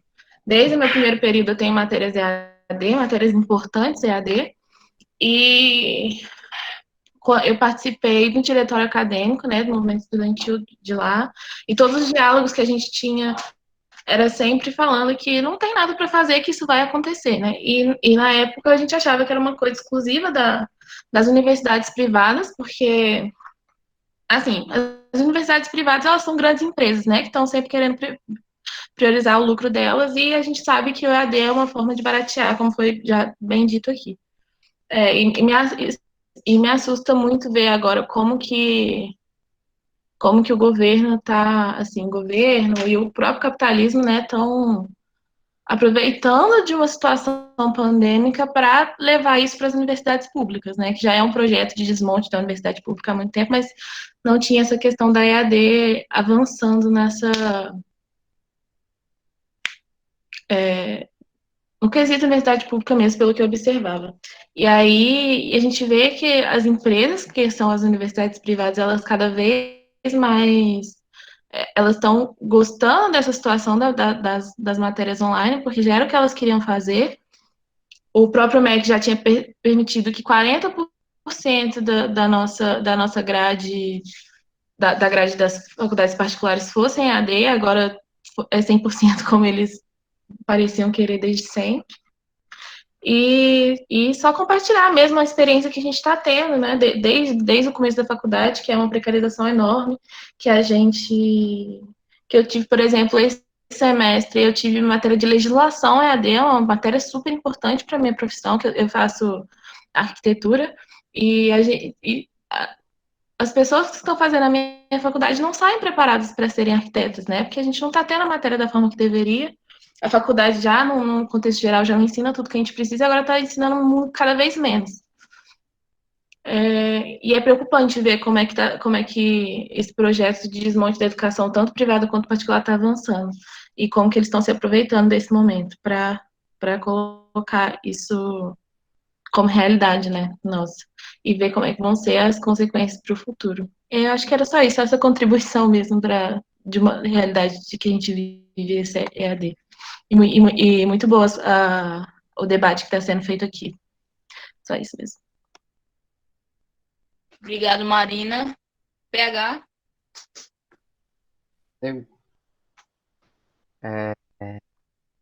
Boa noite a todos e a todas.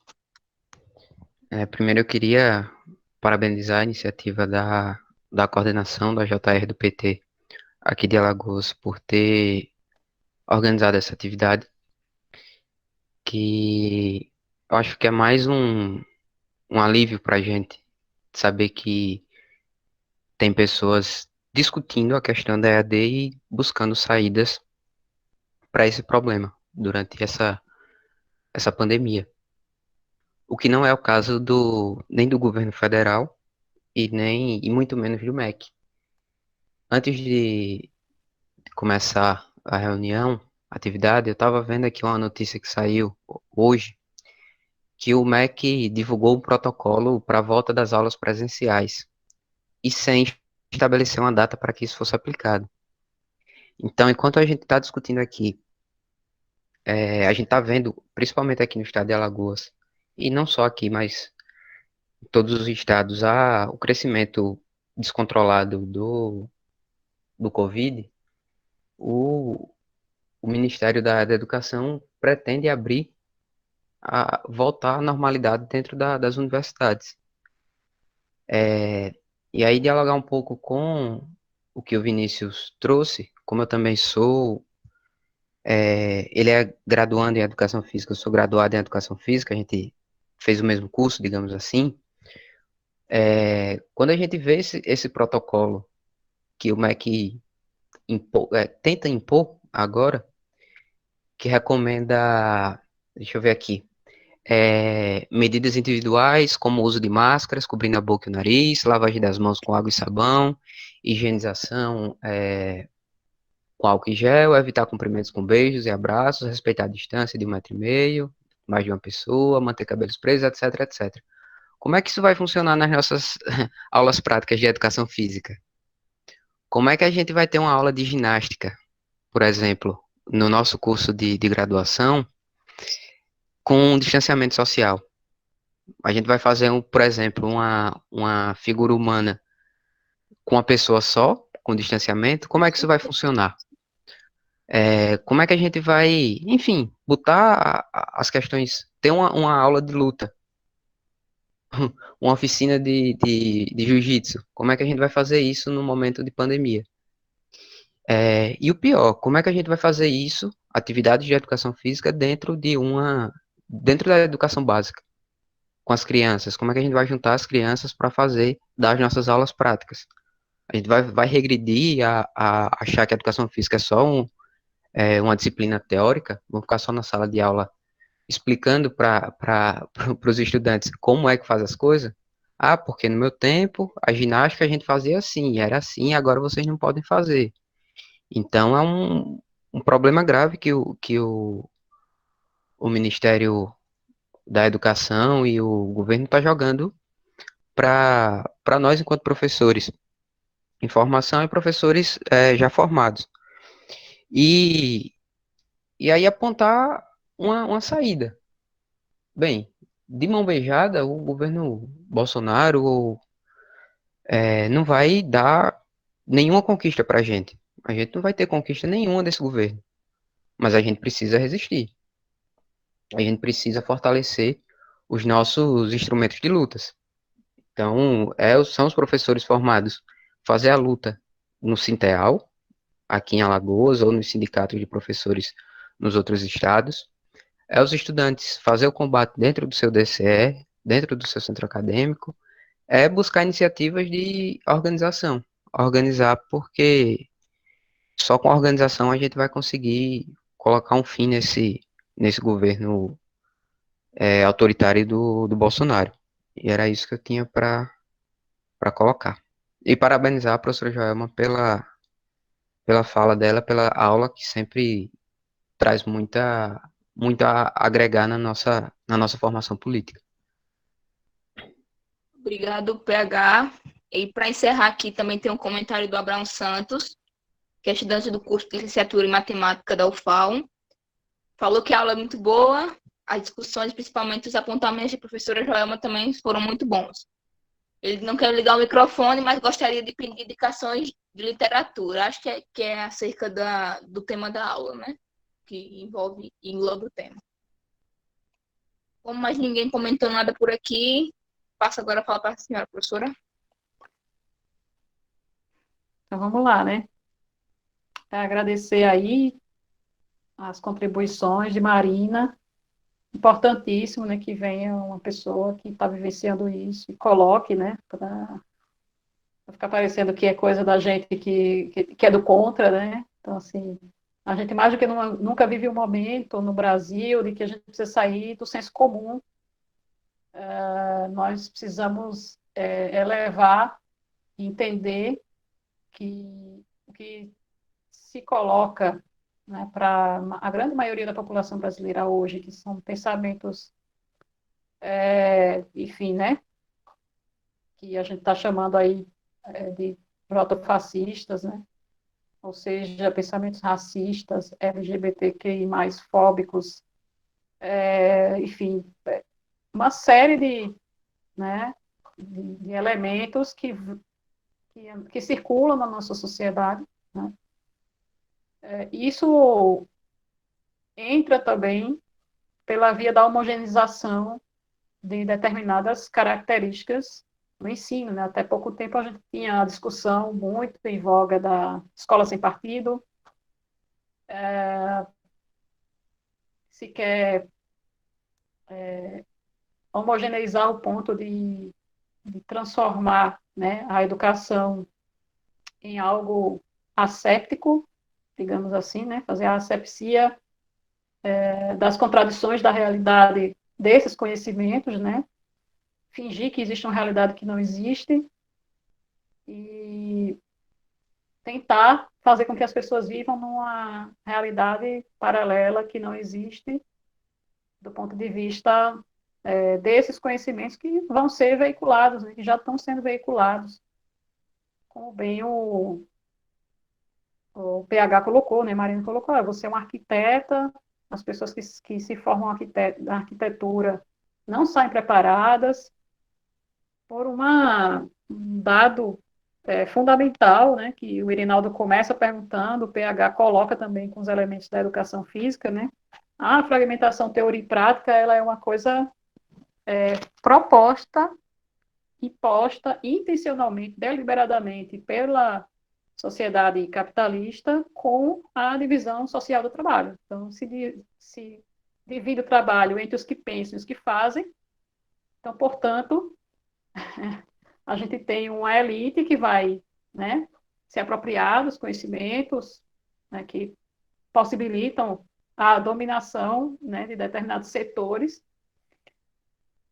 da sociedade, e a gente vai ter os que fazem, que vão só cumprir ordens, né, na nossa sociedade. Então, essa fragmentação teoria e prática, né, ela vai de contra uma coisa que é fundamental para o ser humano, né. O ser humano, ele difere dos outros seres pela sua capacidade de transformar a natureza e colocá-la em função, de transformar a realidade e as coisas que nos circundam, a nossa realidade, e colocar em função das suas necessidades. Criar as coisas, criar o novo.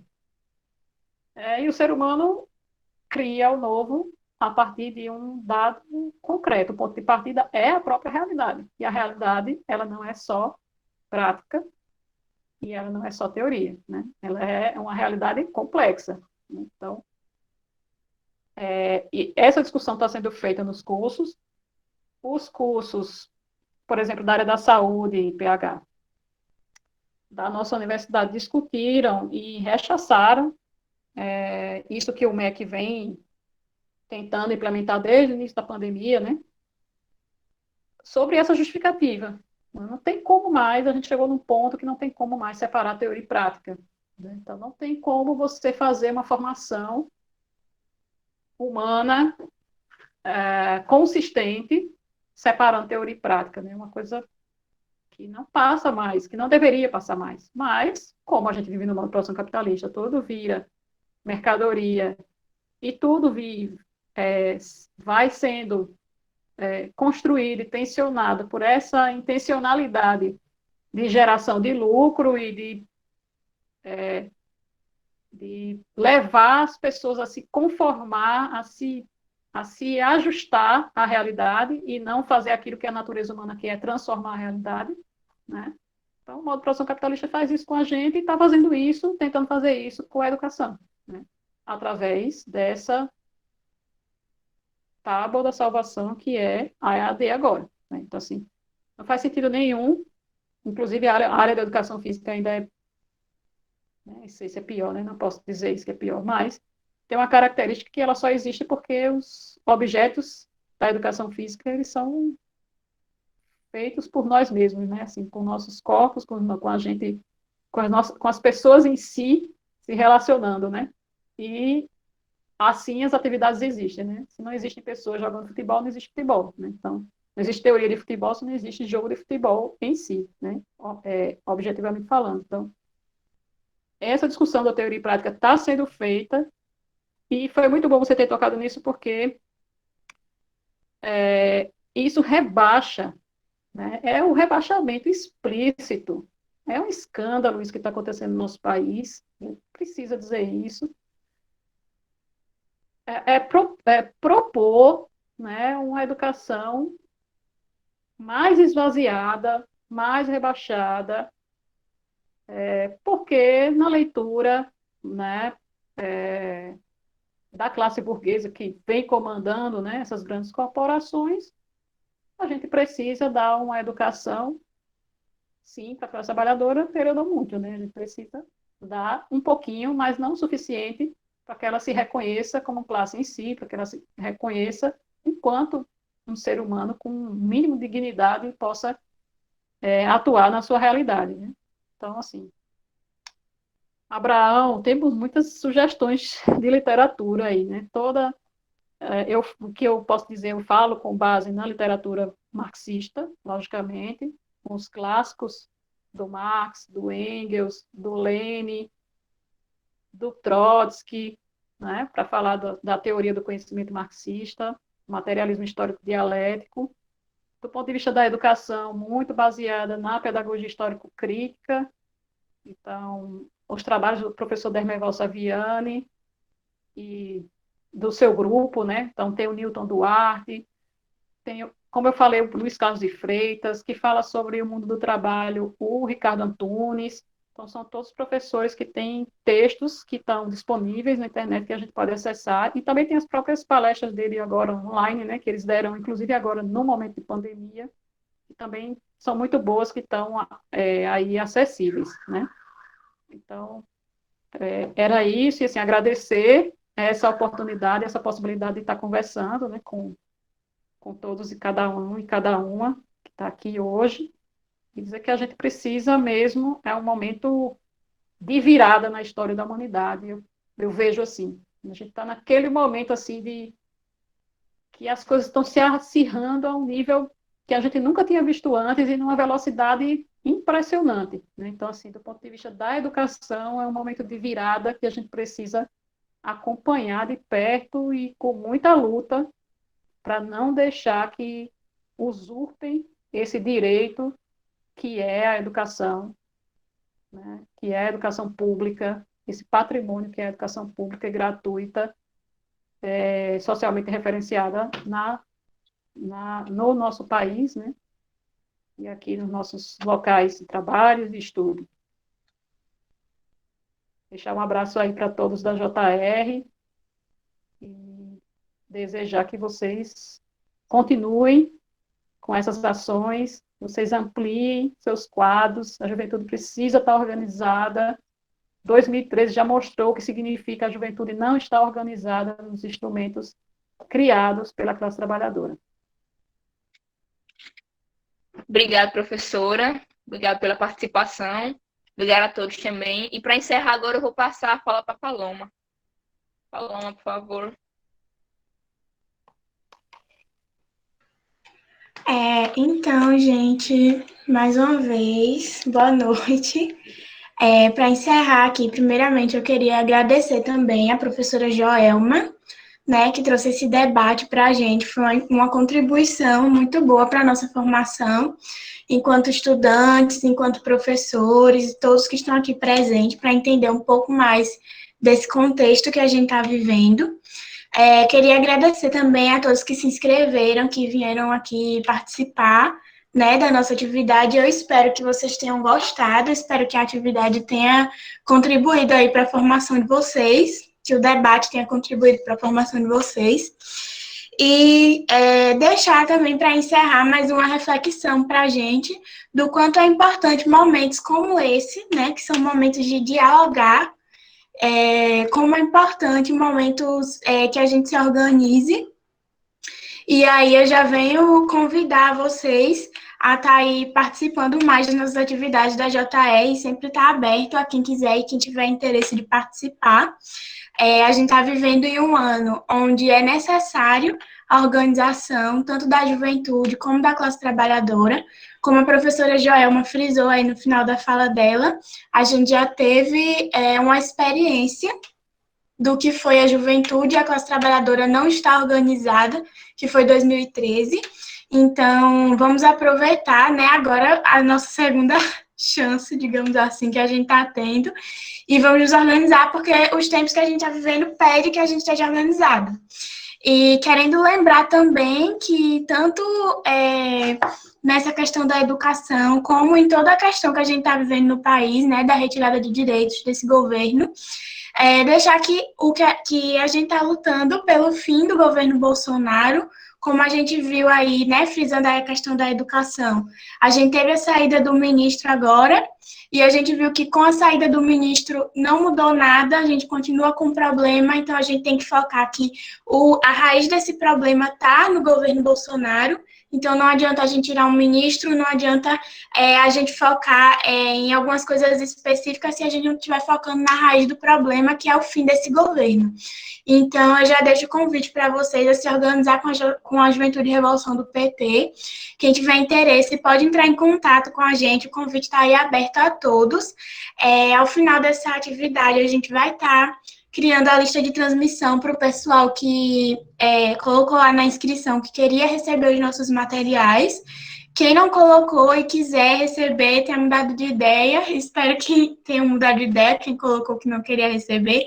E aí a gente fala com a gente, entra em contato com a gente, com algum dos nossos militantes, ou através das nossas redes, que a gente vai colocar também na lista. E queria convidar também vocês para mais uma atividade que vai acontecer nesse sábado, dia 4, que vai ser uma live, vai ser transmitida pelo Instagram e pelo Facebook, vai ser falando um pouco sobre o que é fascismo, sobre a volta às ruas, com um professor de história da USP, se não me engano, e uma militante nossa, que é a Cris. Então, a live vai ser lá no Instagram do @JR do PT Nacional, e também no Facebook da JR do PT. Convido a todos a participarem, porque também vai ser um momento para a nossa formação, para a gente entender os debates que estão acontecendo atualmente. Então, vai ser muito interessante, muito importante que todos participem. Eu queria agradecer mais uma vez a todo mundo e acho que a gente fica por aqui. Boa noite.